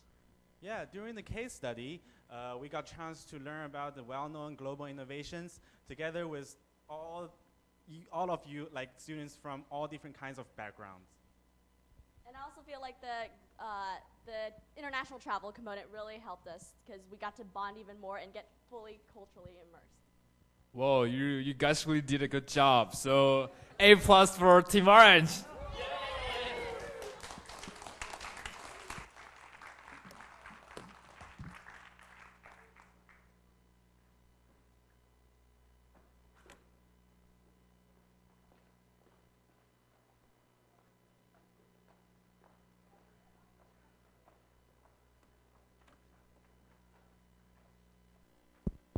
Thank you very much, Team Orange. That was great. But I think all the food actually made me more hungry than made me want to lose weight. Next up, we have the pink team. They will be dealing with a new way to make better the transportation issues on campuses. I am particularly interested in this one because from my personal experience, back in freshman, I actually spent, it was one late evening, I spent an hour looking for my bike. So following that painful experience, let's welcome them. Good morning, guys. So we're the pink team, and today we're going to talk about our new innovation about this product called Syrup, which is safe, uniformed, remote-controlled automatic parking. And I'm just going to introduce our team real quick. My name is Stephanie. This is Sunny, Paul, Wenyu, Miaozi, and Emily.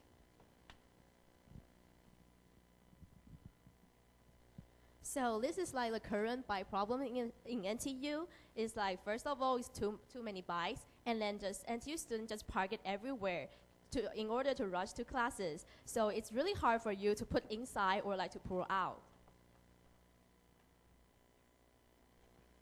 So I'm going to give a brief introduction about our design of the product of Syrup. It's a system of bike parking system.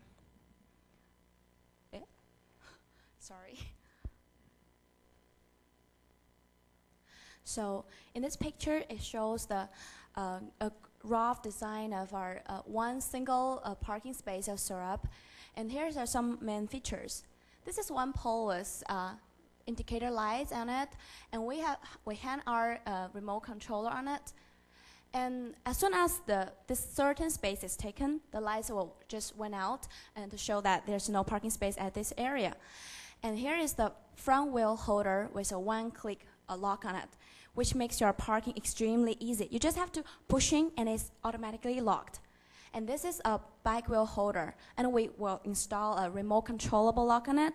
Well, if you're concerned that your bike wheel will be missing, and you can lock this wheel as well.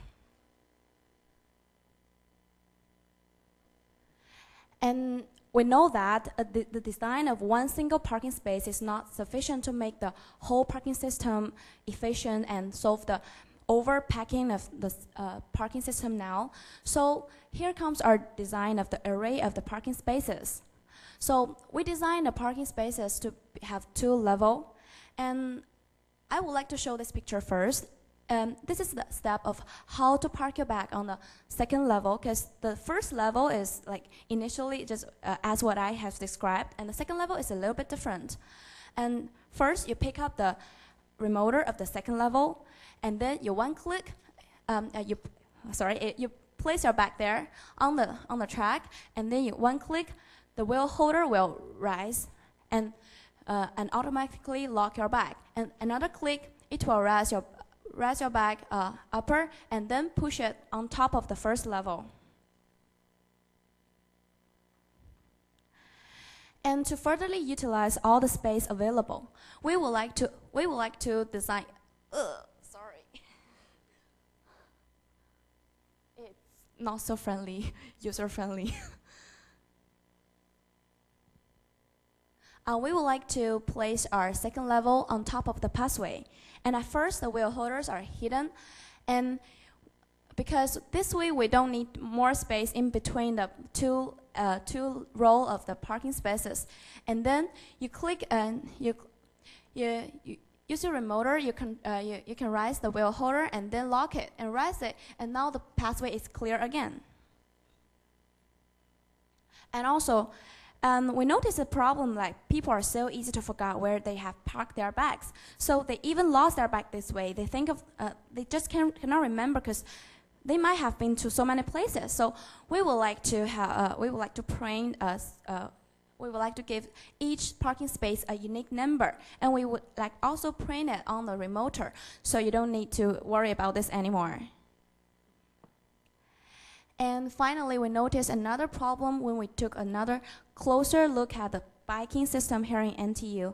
Like all the parking spaces around the lecture building is so easy to be fully occupied. So students arrive a little bit later would have to park their bikes far away from their building, and therefore they have to walk a certain distance and cost them a certain time. So we would like to suggest that all the available basements should be converted into parking lots, so that in the area of the cluster of lecture buildings, we will have more space to park our bikes. And that's the basic design of our product. Okay, so what I'm going to do is go back and walk you through some of the logic that we took to get to the awesome product syrup that Miatsu just described, using the process taught to us in iPodia from Professor Liu.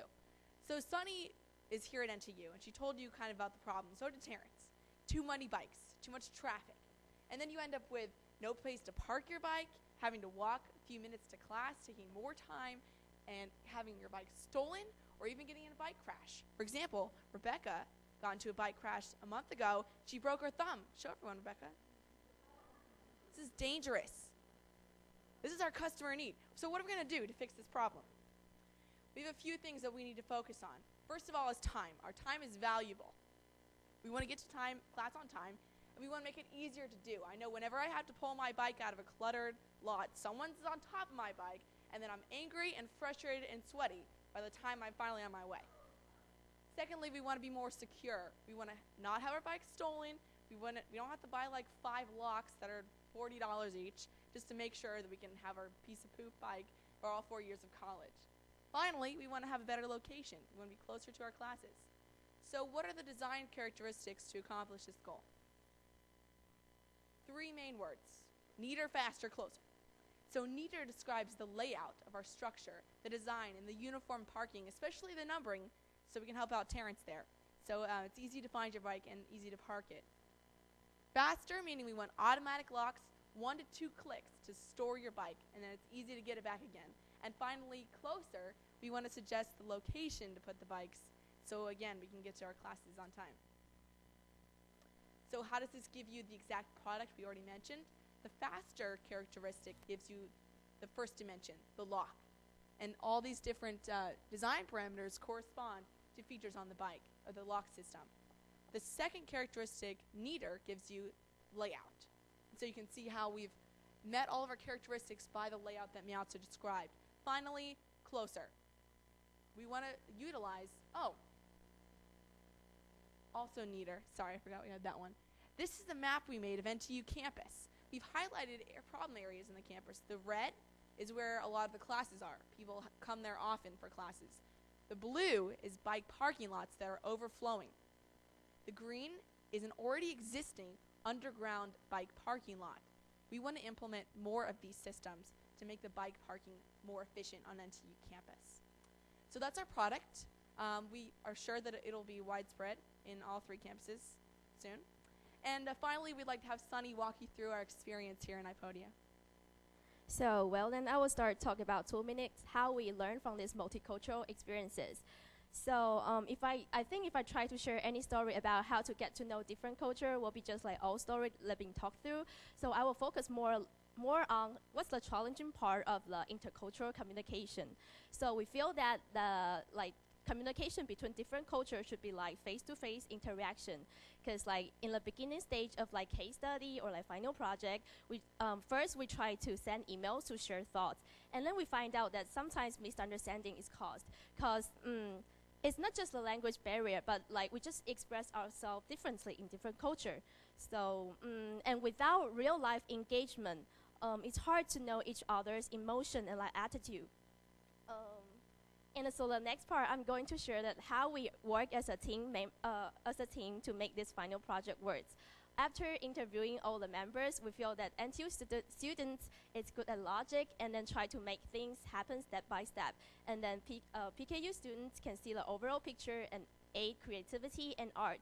As for USC, they help with the comprehension and the final presentation. And finally, I'm just trying to say that I feel all the experiences outside classes are also important parts.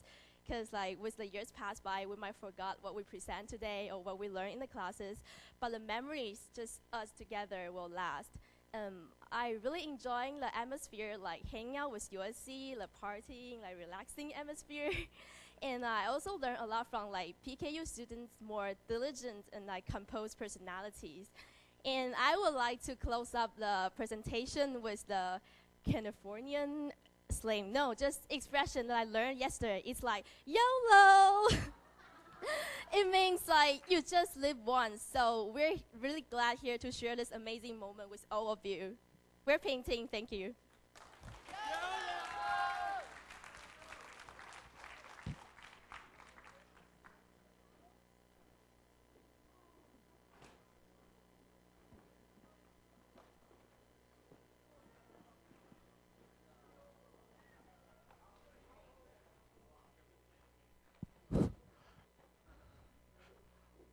Thank you very much, Pink Team. That was really cool.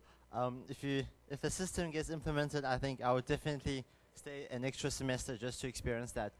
So moving on, we'll have Men in Black. No, it's Women in Black, including one man. And so let's welcome the agents from the future.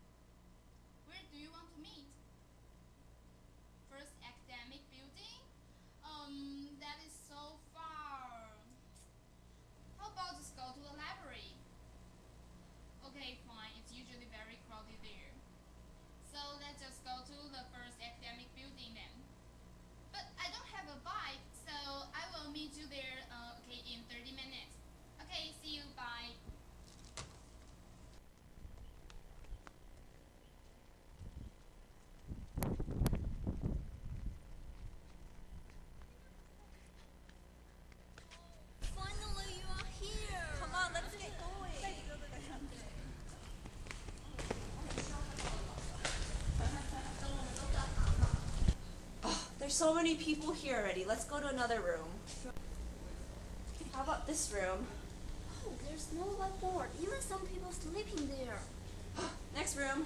Okay. I can move into our team, but we don't have enough yet. Okay, so what innovation should we do? We need to think more about the social aspects of everything before we can think about the technical. Yeah. Hi students, this building will close in 10 minutes. Please wrap up all your belongings and leave in 10 minutes, alright? What? Oh. Knock, knock, knock.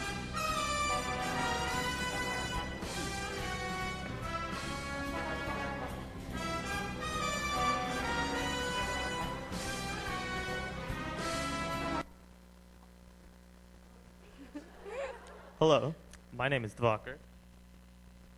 And this is Sandy, Elaine, Jennifer, and Jiafeng, and we are iFuture agents. How can we help you today, miss?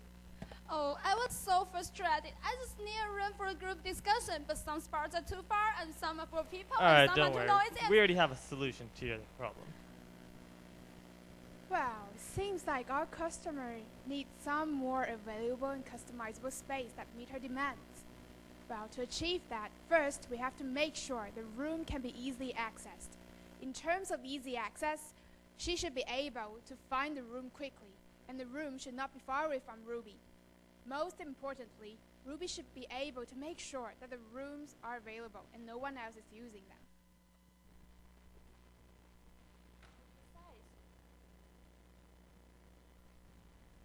Besides, your requirements for the size and equipment of the room will change according to your different purposes. So that's why you might need customizable rooms. Customizable?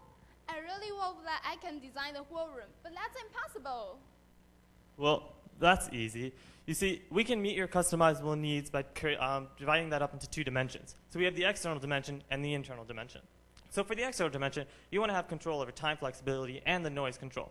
And for the internal parts, you want to be able to control the required equipment and, of course, have the optimal room size. Well, these are all my needs, but why are you telling me this? Just give me a solution. Well, to access easily, we made a system. Here you can see it. You can order what kind of room you need, and the system will give you a perfect answer. Oh, really?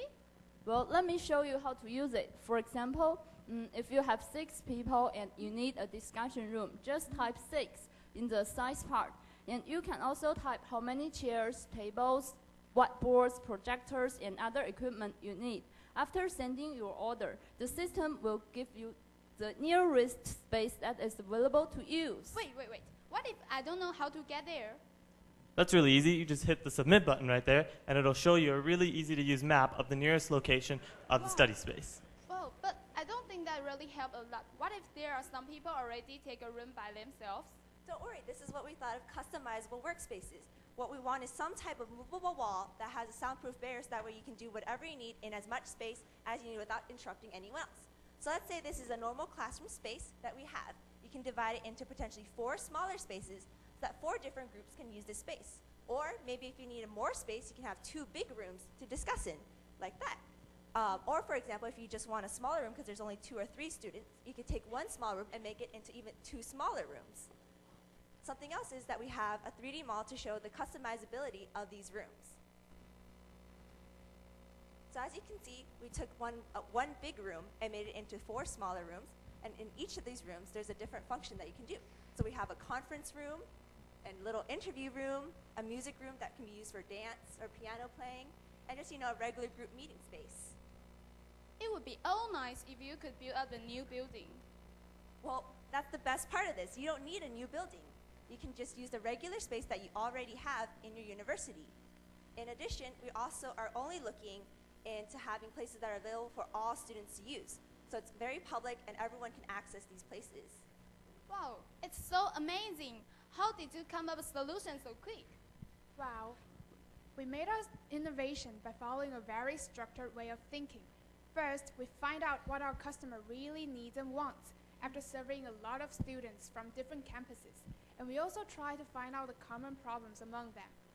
We took videos of various venues of the 3 campuses, like the dining halls, the hallways, dorms, classroom, etc., to let our agents know what they're dealing with without actually being there. Moreover, we're not afraid to cut out options and choose the best solution that we've got, and then develop the one that we choose, which is the best. Wow, it's so amazing. Well, but you only saw the good part of the cross-cultural teamwork, Ruby. Teamwork is not always easy. For example, the technology of the distance meeting is not easy. For example, when technology is not fully developed, there's huge transaction costs related to it. Since our agents are located in different parts of the world, when we conduct online meetings, we spend quite a lot of time testing internet connections and solving connection problems. So we can see there's huge transaction cost. However, we believe great innovation only comes after you experience pains. After our struggling experience, we got to understand what parts of the technology needs to be improved. And we believe there will be future opportunities of innovation there. What about your cross-cultural collaboration? Is there a lot of cultural clash? Well, you might think that there are a lot of cultural differences. However, we believe in our team the similarities are greater than our cultural differences. For example, a bigger thing in common is that we are all very driven and motivated to accomplish this project and give you a good solution. So, are you satisfied, Ruby? Yes, of course. Thank you very much. Oh, do you want to meet our cool agents? Of course. So, please come to our poster after the presentation. Sure. Thank you very much.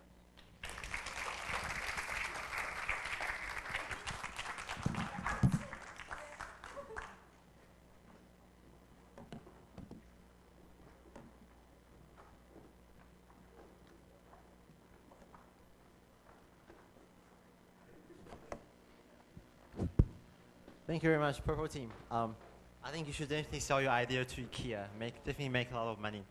And so, moving on, we have the Red Team, which will bring you iNet, an international fraternity that will bring people from different walks of life together. Welcome.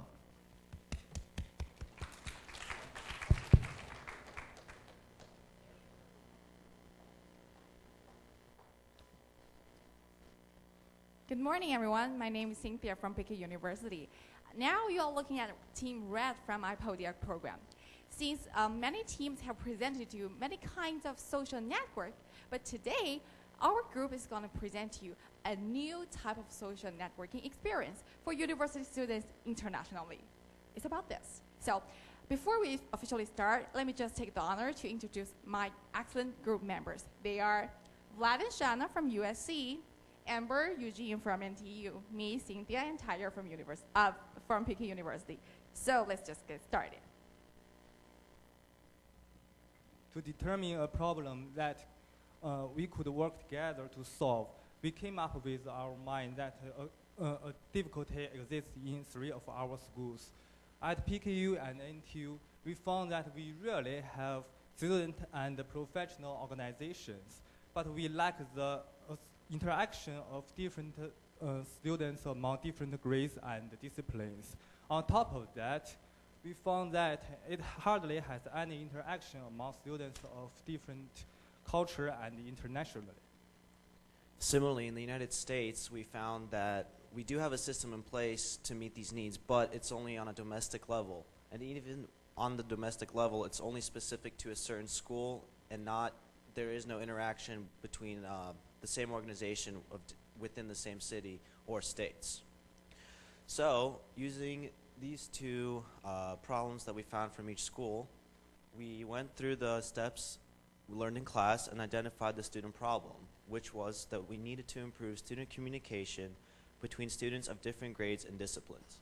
With this in mind, we now had to figure out how we were going to solve it. And whatever the solution had to be, it had to be a mechanism to allow students to meet with similar interests.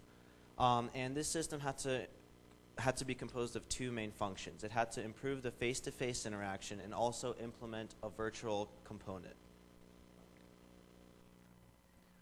With that, we came up with the idea for iNet, the International Co-ed Fraternity. iNet has 2 main components. It'll allow for international visiting opportunities as well as an online virtual community so that when you can't visit internationally, you can interact online.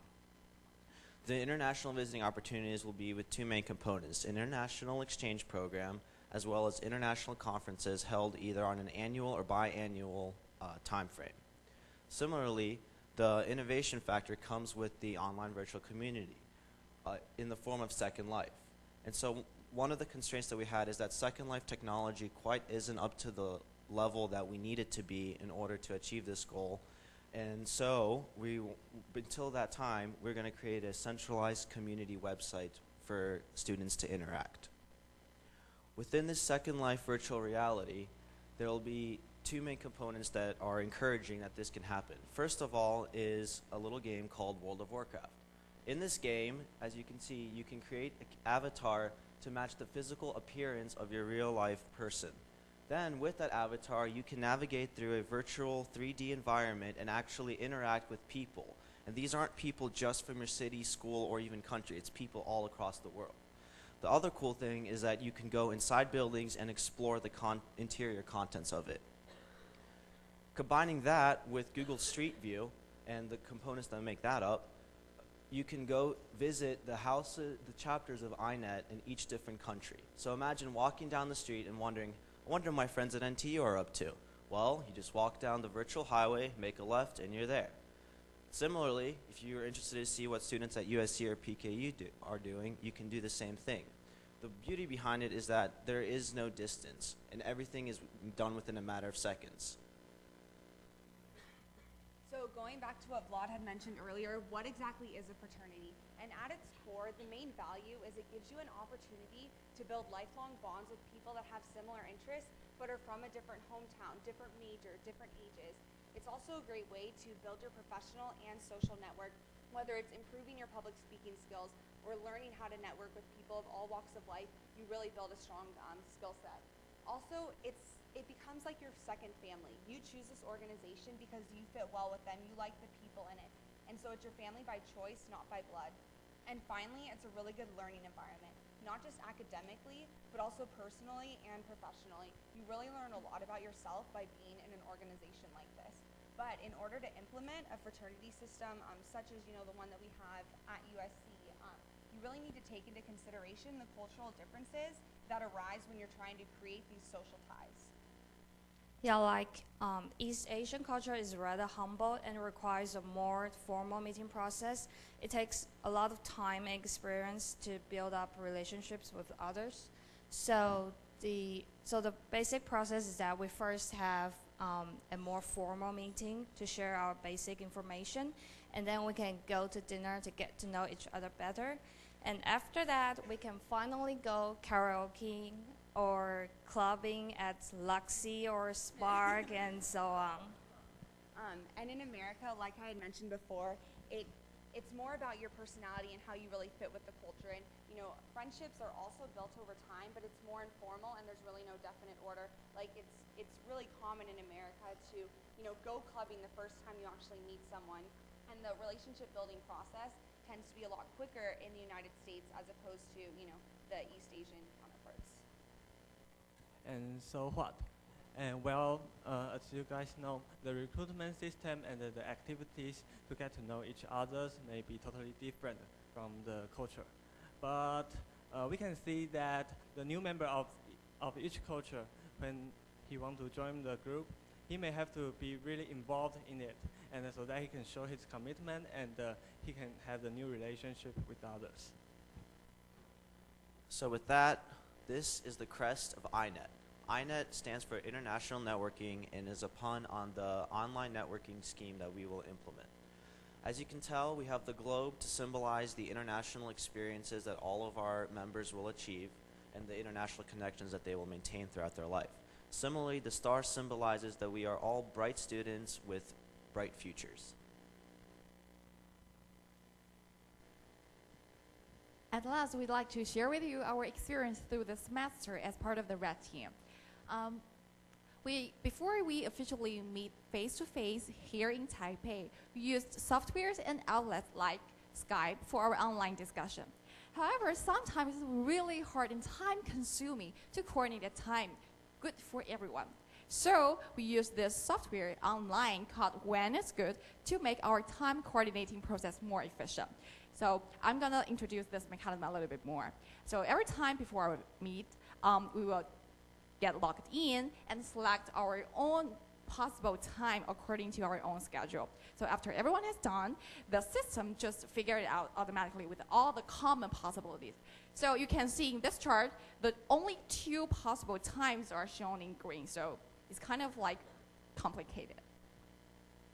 So through this process, we really learned a lot about how important time difference and geographic separation really is when working with different culture students.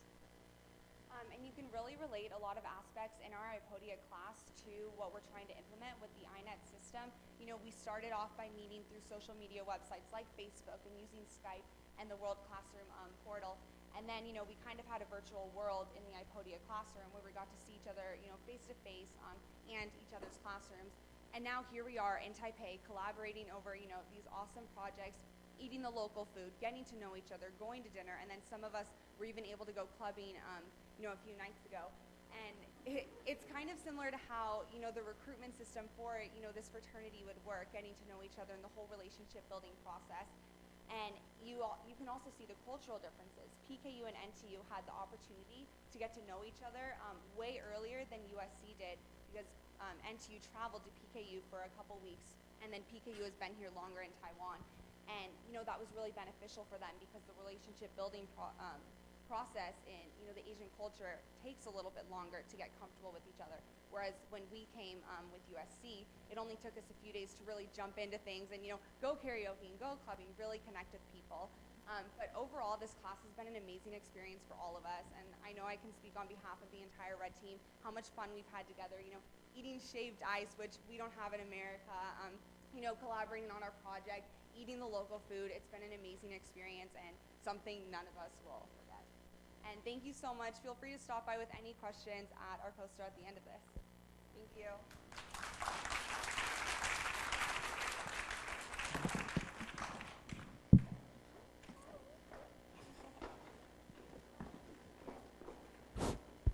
Thank you very much, Annette. I really love how they brought the whole fraternity idea, which is fundamentally a very American idea, into the whole Eastern culture. So that is a great example of cross-cultural exchange. Next, we'll have Team Yellow, who will be bringing a whole new dimension to education. Okay, let's welcome Team Yellow. Hello, yes, thank you. We are Team Yellow, and our family members are Annie, Sarah, Tocha, Ashley, Devon, and me, Gabriella. And we are happy to present our project for the last team, because there is a saying that people always save the best for the last. I want to start our project by asking you a question. Have you ever thought of that? What our future of education is? The answer is active learning. We can look at these pictures. In the current learning system, students only learn in the class in a specific time, but in the learner-centric system, whose core value is active learning, students can learn whenever and wherever you want actively. As we are in the information age, we can easily get and share information online. For instance, many global top universities like Harvard, Stanford, and Peking University have already provided free open courses online, which is really helpful for students to learn freely and comprehensively. Okay, here is the comparison. Most students are learning in a passive manner, which that they can only have stated discussions and lectures in the class and doing their homework at home individually. But in the learner-centric system, we can learn in an active way. We can have dynamic discussion both in and after the class. We can have lecture at home, and we can do our homework in class with our classmates and the teachers. So by having such insights into the emerging chain of education system, we can dig out a potential need in active learning. So welcome, Annie. Hi. So active learning is clearly the way of the future, but there are still some problems behind this trend. Okay. Because without a strong and versatile platform, it's hard for universities to adapt to this active learning model. So the technology now is still immature. And another problem is that because students can only watch the video at home, but they can't ask the question instantly. So they can only save the question until the class, then raise the question to the professor then. So it's easy for them to forget about the question they wanted to ask. Okay, so luckily our product can address this problem. As you can see, with our product, the future trend of active learning could be like this. However, our product can make active learning much more effectively and more easier to adopt. So the future trend of active learning would be like this.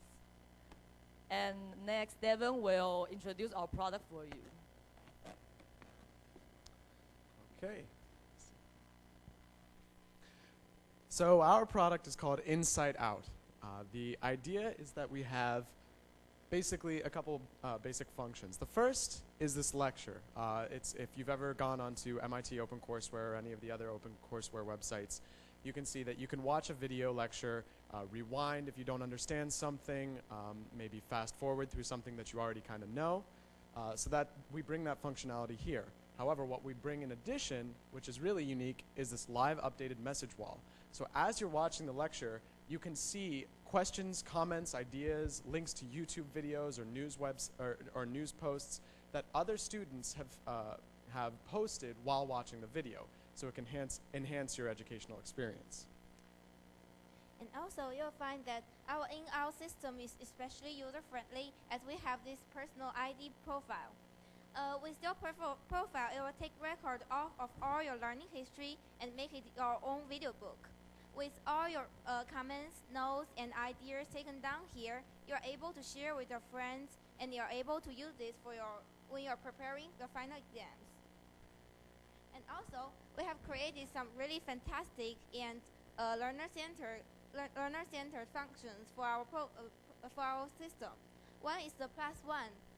The +1 button is used to show that you have read the same question as you can see on our screen.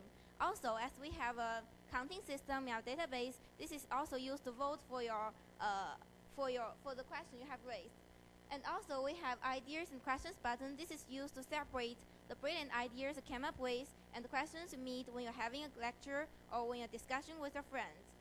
This can be especially useful because we separate them, and also you can use this to make your discussion more efficiently. And also we have this highlight, which is comment timeline. As you know, all the comments will be in time order, and it will leave a tag on the timeline. If you want to track the comments that is shown, you can just make an easy click and see all the comments here. So I'm quite sure that our system will greatly satisfy our customers' needs.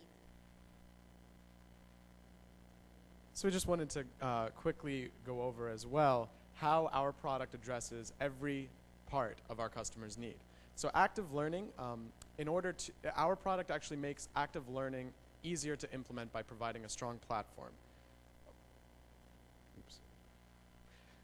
Additionally, our product is learner-centric because it focuses on student-raised questions, and it also provides some personalized learning services for the student. Finally, our product creates an effective, an environment where education can be more effective by using technology much more intuitively and providing the same material only in a more convenient and accessible manner. And now we are going to talk about the benefits of our products. First is, all comments are logged and stored. Students can see previous questions and ideas raised by other students. With this, they could know which concepts of the course they should focus more on, and also they could see other interesting materials provided by other students, such as YouTube video views and other resources. For professors, they could use this as a way to adjust their teaching methods and improve their teaching materials. The next is, questions are come from learners, not teachers. We believe the future education should be learner-centered because students have better ideas about what they do not know and about what they want to learn. So professors can thus bring up interesting discussion and helpful discussion in class. Also, our platform provide a better environment for students to raise their questions freely and anonymously. So a couple other benefits that our system brings. One is that it brings data to the classroom. So just like Google can keep track of all the searches you make and then uses that information to spam you with ads related to your interests, I don't know what just happened to our slides. Okay, I'll just keep going while I get that fixed. Okay, so just like Google can keep track of how many searches the searches that you make and then uses that information to spam you with ads related to your interests, our system can also keep track of how the students use it. For example, that information can show you how many times you've commented or rewound and rewatched a video. And so if students are able to see this data, then they can use it to compare themselves to the other students in the classroom in order to improve their own learning experience. Another example is that even the professor can use this data in order to measure how the class is doing as a whole or individually. The biggest benefit that our system brings is that it encourages active learning in other universities because it provides a platform that'll make it easier for these universities to adopt. Coming up with this idea, we brainstormed a lot of neat features that we thought would enhance our system. However, we didn't really have a lot of time to go into it, but we did want to mention a couple of them. So one example that we came up with that could be added to our product in the future is the idea of a pain graph. So this is a visual representation of the pain that a student goes through while watching a video. So for instance, right here, you can see when the professor gets into thermodynamics, it's very difficult to understand. Students are raising a lot of questions. Maybe they're rewinding and watching the same part 3 or 4 times. Whereas here in basic addition, they're doing okay. So this can show a professor where he or she maybe needs to revamp the slides or revamp the lecture, make it more clear, and maybe shows some places where he's using good examples to illustrate what he's trying to show. So what we learned, sorry. Okay, so like a lot of the other groups mentioned, Skype wasn't always the easiest way to communicate. And in fact, although it can't really replace in-person interaction. However, the fact that we were able to collaborate and communicate and overcome challenges of distance, time, and culture really shows how far technology can take us in the future.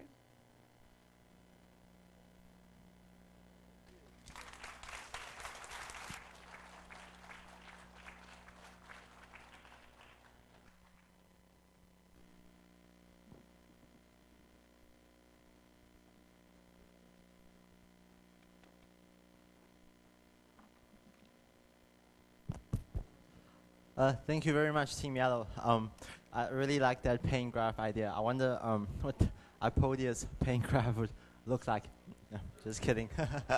So, next we'll welcome a very special guest. Okay, sorry. We welcome a very special guest. Now, this special guest has been a student of the very first iPodia class 2 years ago. He even stayed last year to become the TA for this class. Now, this person is really awesome. He was the valedictorian of the USC Engineering School last year. And this year, he's on a scholarship currently in Taiwan to perform academic studies for a whole year. He's even traveling to Romania later this semester to talk about an academic paper that he has participated in.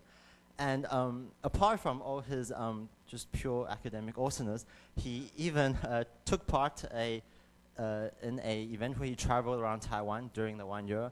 And following his good looks, he was hired by a Taiwanese band to take part in the MV and also an underwear commercial. So you can ask him about that. Without further ado, let's welcome Craig Weston.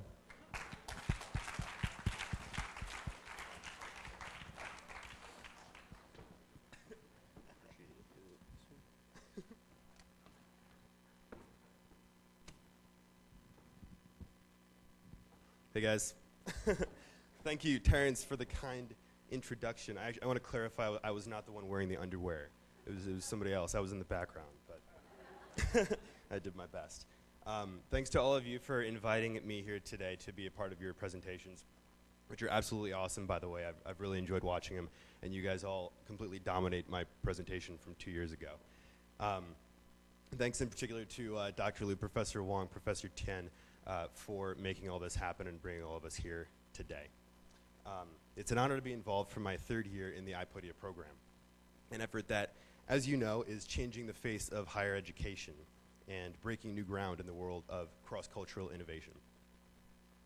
As a former student and as the Max Reynolds of last spring's program, I want to welcome our visitors from USC and Beida to Taiwan, land of world-famous night markets, incredible mountain scenery, Jeremy Lin's relatives, 大鸡排, 臭豆腐, and undoubtedly some of the nicest people you will ever meet. I'd like to share a few interesting facts with you about this place that you're visiting. Facts that I didn't know when I got here almost a year ago. Taiwan is home to the 2nd tallest building in the world, housing the world's largest damper. With 1 store for every 2,500 people, Taiwan has the highest density of convenience stores in the world, something to be proud of. But you guys probably already know that if you've stepped outside anywhere in Taipei. In 2008, Taiwan was responsible for the manufacture of almost 95% of the world's notebook PCs. And a single Taiwanese company manufactures nearly 50% of the world's computer chips.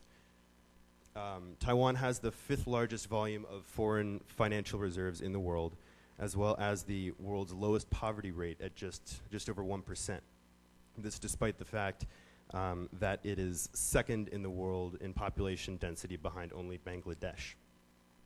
Also, it's absolutely a fact that Taiwan has the best bubble milk tea in the world. So if you guys haven't hit that up yet, come talk to me afterwards and we'll make that happen. So following my graduation from USC last May, the growing importance of East Asia caught my attention. So I headed over here to Taiwan. And I've been working here at NTU for about 10 months now as a recipient of a Luce Fellowship. In that time, I've grown to love and respect the people, culture, and economy of China and Taiwan. I'm realizing more and more that I'm extremely fortunate to have this opportunity, as nowadays an accelerating number of economic and political affairs are centered around East Asia. Looking back, it was my involvement in the iPodia program that sparked my interest in this rapidly growing region. And I know after being here for about a year that I'll definitely be back in the future. But the beauty of iPodia is it's not stopping with Asia and the US. The program continues to grow, as you guys know, mixing the best and the brightest from countries all over the world to innovate solutions to pressing problems. Diversity stimulates innovation, and iPodia pushes both to the next level while reaching across international borders and shifting the academic paradigm through its no-distance, learner-centered approach to education. On a more personal level, my involvement with the iPodia program, both as a student and as a course assistant, allowed me to develop knowledge of the design process and cross-cultural communication skills that will no doubt serve me well in the years ahead, and already have, in fact. It allowed me to learn a lot more about China's culture, which will be having an increasing role in our lives in the 21st century. And most of all, it allowed me to form and keep a network of friends who are now off to attend the world's best graduate schools and start at some of the world's most competitive jobs all over the US and Asia. I was actually just in Beijing about a week ago, and I met with students from year 1 and year 2 of iPodia for lunch, and I stayed with an iPodia friend in Shanghai. And when I go to Singapore in a couple months, I'm planning on staying with an iPodia buddy there, although she doesn't know that yet. And absolutely, everybody in Taiwan from last year, all the NTU students, have been amazing in playing host for me this year, so I want to thank everybody for that as well. So at the end of the day, the late nights in the innovation lab, hours upon hours upon hours upon hours of Skyping, and the confusion that's bound to occur at the intersection of diverse cultures were all absolutely worth it, because it brought me the most unique and rewarding experience of my undergraduate career. But I'm only one person, so enough from me. This year's team has put together a video of stories and testimonials from iPodia alumni. So we'll move on to that right now. I hope that your iPodia experience has been as rewarding for you as mine was for me. And I wish all of you a great rest of your trip. Thank you.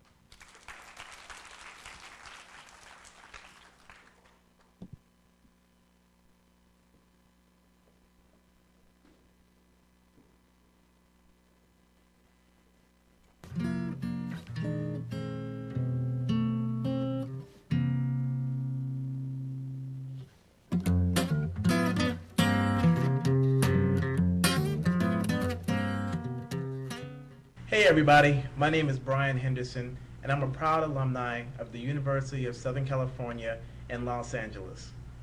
I had a great experience with iPodia. For me, it allowed me to figure out how to match innovation with the global customer need.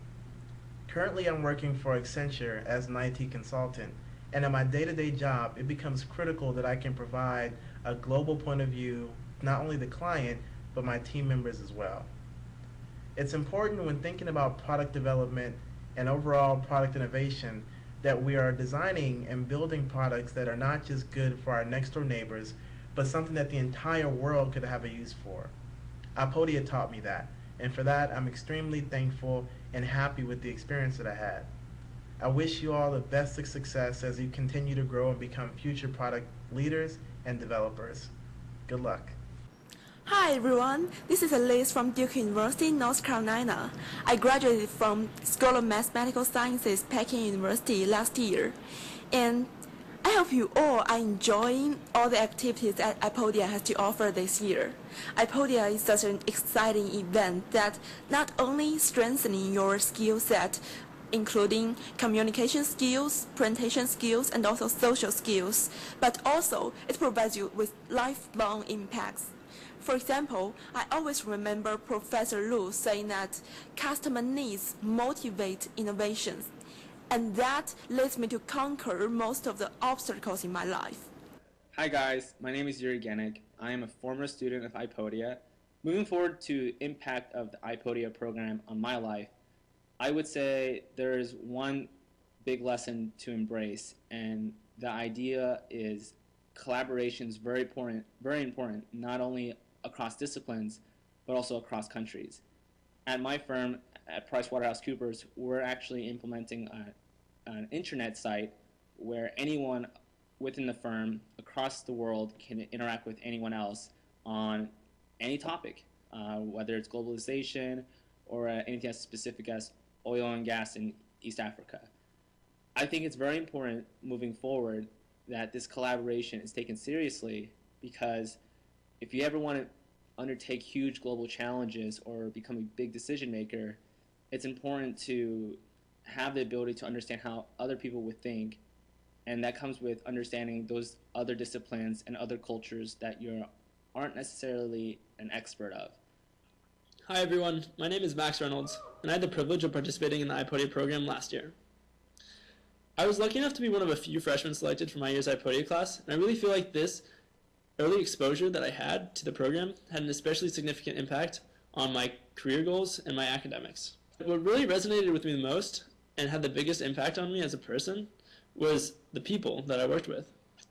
It was early morning Skype meetings where we'd chat about subtle differences in student life, and going out to a karaoke bar with my classmates, all the way to the final goodbye when you promise your friends that you've made throughout the semester that you'll stay in touch. And so it was really these types of experiences that put all of our lessons and all of our thoughts into perspective. So it was my peers that really helped make iPodia a holistically valuable and unique learning experience.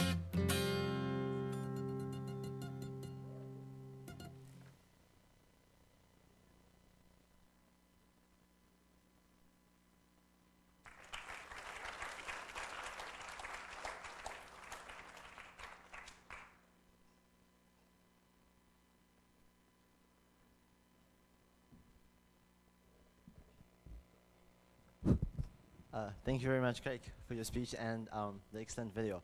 So next we'll have some feedback from the teachers, and I'll hand over to Professor Tian from NTU.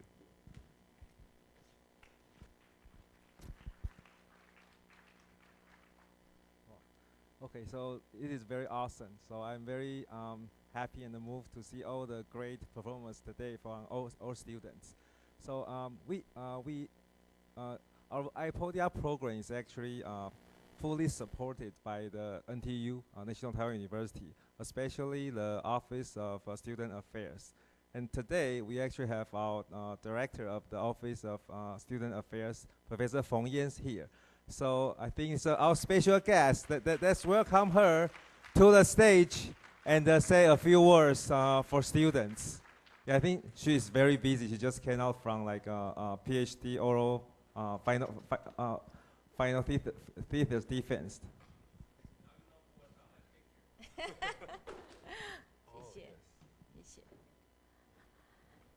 Hi everyone. I'm Joyce Fan. Actually, I'm a professor in Department of Social Work. So I just came from Department of Social Work. We had a PhD interview for the newcomers. And I hastened the pace of that interview. So I have a very important engagement later on. So they bear with me, and we now close that session earlier so that I can come here. But I'm not here for any lecture or speech or steal this platform from you, because I know this is your day for your sharing your harvest, your learning, and show the impact of this education method and what you've learned for the whole semester. So I'm not here for any speech, and I really refuse to make any speak on waste your time here. I refuse very hard, right? It's my fault. But he insists me to stand up here, so I cannot help to tell you how much I'm thrilled and how much I feel excited about what I've seen. Actually, I just come here for like half an hour. I didn't see much, but I've seen enough.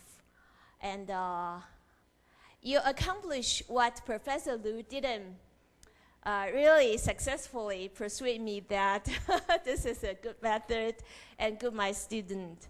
When he came to me like a couple of years ago, and we spent some time to hear from him, and he showed me what he's done for Peking University and USC, and I thought that this is only for very few students in the university, for the selected few. I don't like that idea. No, I think everyone entering in NTU should have equal opportunity to learn as much as they can. So if we put in a lot of resources just for only a selected few, I think that's unfair. I'm from social work. Social equality is very important. Social justice and equality is very important. So that's how I thrive to allocate the university resources to all. But I think this is an exceptional case. Now we're putting in a lot of resources, and maybe we start with a few. I know it's only 20 for each year, but maybe we can make it more open. Now, if we can attract more good faculty members like Professor Tian, like Stephen Lu, like who's the Peking University? Professor Wang. Professor Wang. I'm sorry. Hi, nice meeting you here. We haven't met yet. If we can now move more faculty members, good faculty members like them, then we can offer more of these to more students, and that's my wish. I'm here to show NTU's support to this program, and I invite my friends from a foundation, which is a very good corporate foundation, wanted to change the learning paradigm or learning pedagogy for all students in the Chinese societies and maybe for the world. And I wish we can do this more, and I think at least NTU will show and share our resources and fully support this kind of learning method. And I wish you all enjoy this experience and bring the impact to your life, your future, and make a good contribution to the world. And thank you very much. Thank you all the faculty members.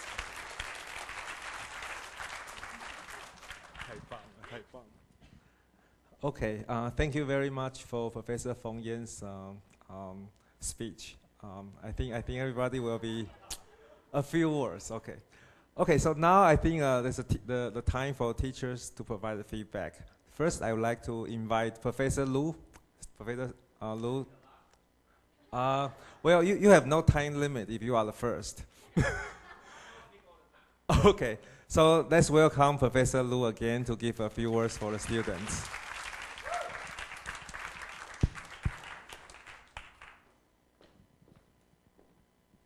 I want to thank Joyce for coming over here today.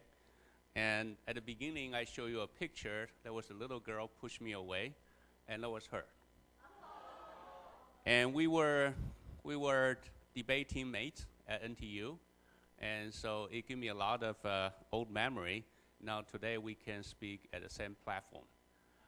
We had a lot of fun together, and I'm sure that your experience in iPodia will also give you a lot of good memory and a lot of good friends, which you will carry with you for your whole life. Now, we talk about cross-culture, and all your presentation shows cross-culture impact. And in the Eastern culture, if you want to work together, you have to eat food together. So you're doing a lot of eating here. In the Western culture, if you have to work together, you have to play golf together. And I believe in the future, there will be only one culture. That is, if you want to work together, you have to learn together. And I really believe that this is the beginning of a new world culture, and I hope you value this experience. And several thousand years ago, and Confucius used to say that the greatest pleasure of being a teacher is to have the opportunity to teach the best in the world. And I believe if Confucius is alive today, and he will believe, and he will think I'm the most privileged and the best and the most privileged teacher in the world, because I do have the chance to teach the best in the world. I came from NTU. I always had a wish to come over to share with what I know with my fellow students. I had a job at USC. I have to teach at USC. I also like to make changes at PKU. So I had a choice, one of the three. And one day I woke up, I decided I'm not going to make that choice. I'm going to make a new program where I can really teach all the students from the best in the world. And that's how the iPodia started. And we're very proud of you. And indeed, you are the best. And I hope you are not just a few, because I think there are many, many people waiting outside there and try to enjoy this global education opportunity.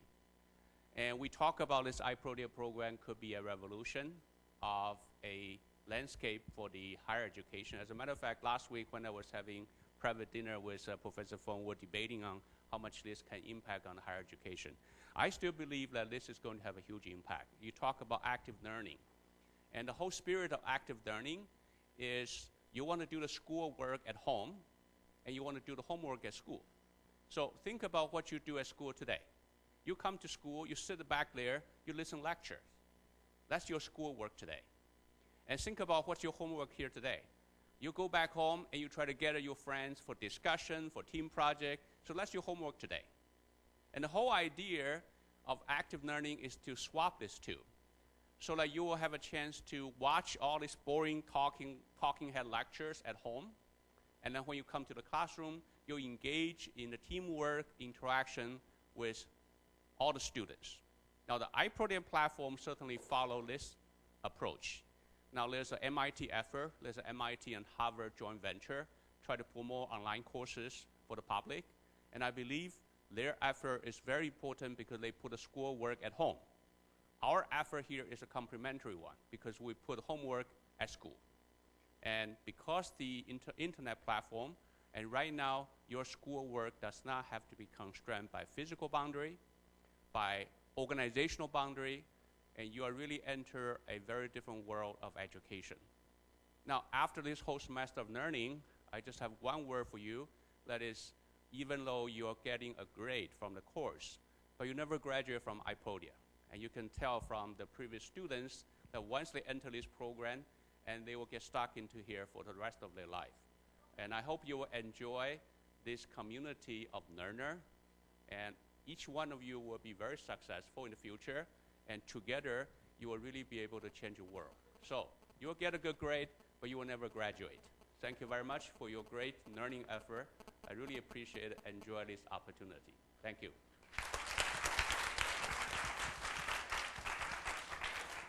Okay, thank you very much for Professor Ru's words for the students. Okay, now let me introduce another important person in our iPodia program. It's Professor Wang Yang from Beijing University. You know, she's not only a teacher, but I think everybody's big sisters. Like Yilu mentioned in the movies, you know, she invited everyone to her house for a party, jiaozi party. Okay, let's welcome Professor Wang with a big applause.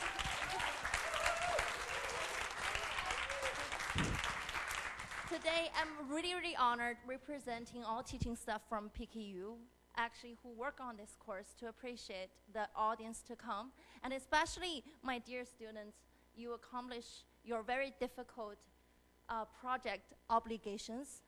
And I want to say thanks to Professor Lu, who just created this teaching concept, and to our very kind National Taiwan University colleagues for hosting us in beautiful Taipei.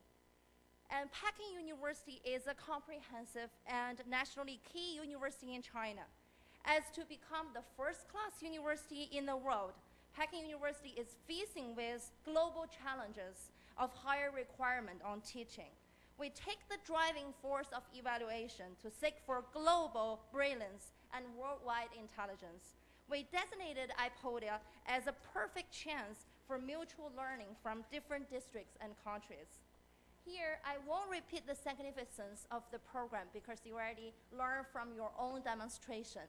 I want to take the chance to say a few words about my colleagues. If you Google Stephen Lu, you probably find out his wide international experiences in various teaching fields. Professor Stephen Lu is known as an explorer with the spirit of innovation and a pioneer in educational reform. However, you might not from internet, is Stephen has a wide range of interests. He loves many things: reading, collecting watches, adopting homeless dogs. Of all his loves, his greatest is the love of students. Uncountable nights he spent on talking to students to share his experiences. My greatest pleasure to work with Professor Tian at National Taiwan University. He is a very knowledgeable man, but very, very modest. Not only we can discuss about the course, and we understand each other's difficulty and always try to help. And I'm happy to have women as my teaching assistant, especially the way she says, "Calm down," whenever things went off track. And Amber and Yiling, Anne and Max, you are the best colleagues I can dream in one team. My dear student, your high sense of responsibility, your validity and energy, your endless creativity and imaginations, actually I'm learning from you day by day. You made iPodia the greatest family I can work for. And I would say the greatest pleasure of all is from seeing iPodia going great, and I'm one of those who make it better. Thank you very much.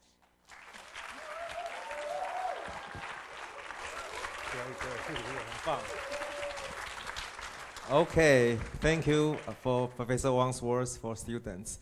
Now it's my turn. Okay.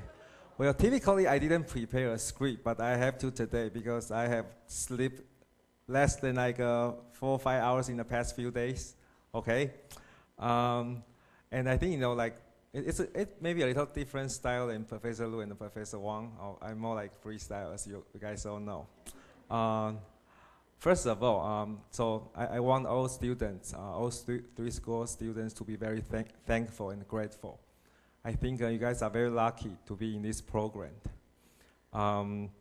In addition to the excellent support and the teaching from Professor Lu and Professor and Ang and Max, also the Professor Wang and Wen from the PKU, we got a lot of support from the National Taiwan University. Like I mentioned, Professor Jiang Minhuang from Office of Academic Affairs provided us a lot of funding.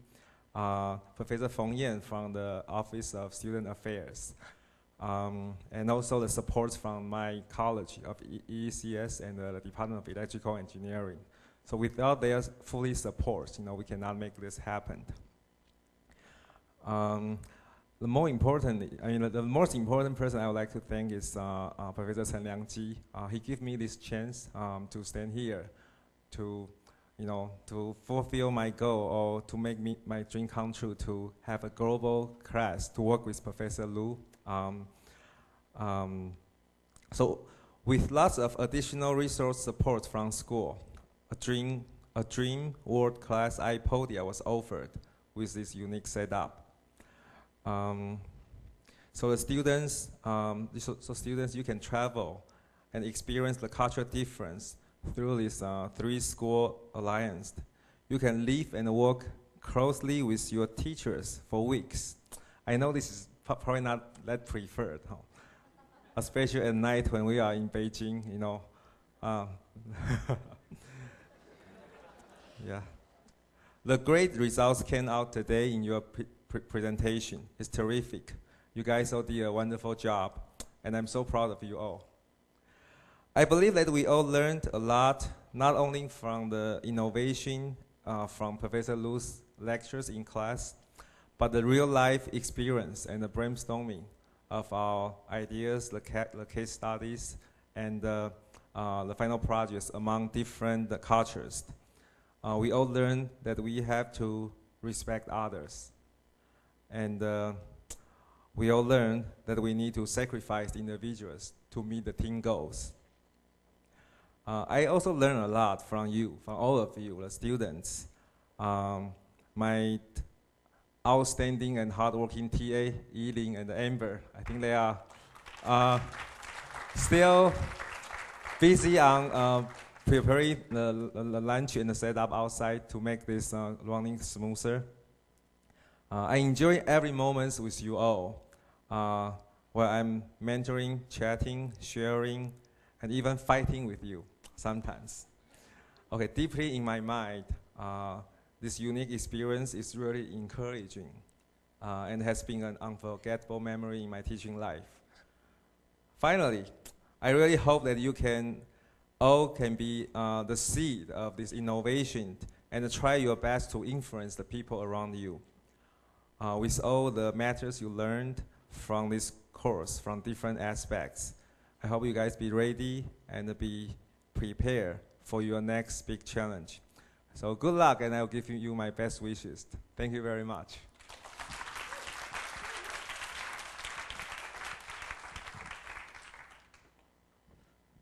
Okay, thank you very much, Mr. Tian. And that wraps up our morning session. So we will now have break for lunch. So first of all, well done, walk.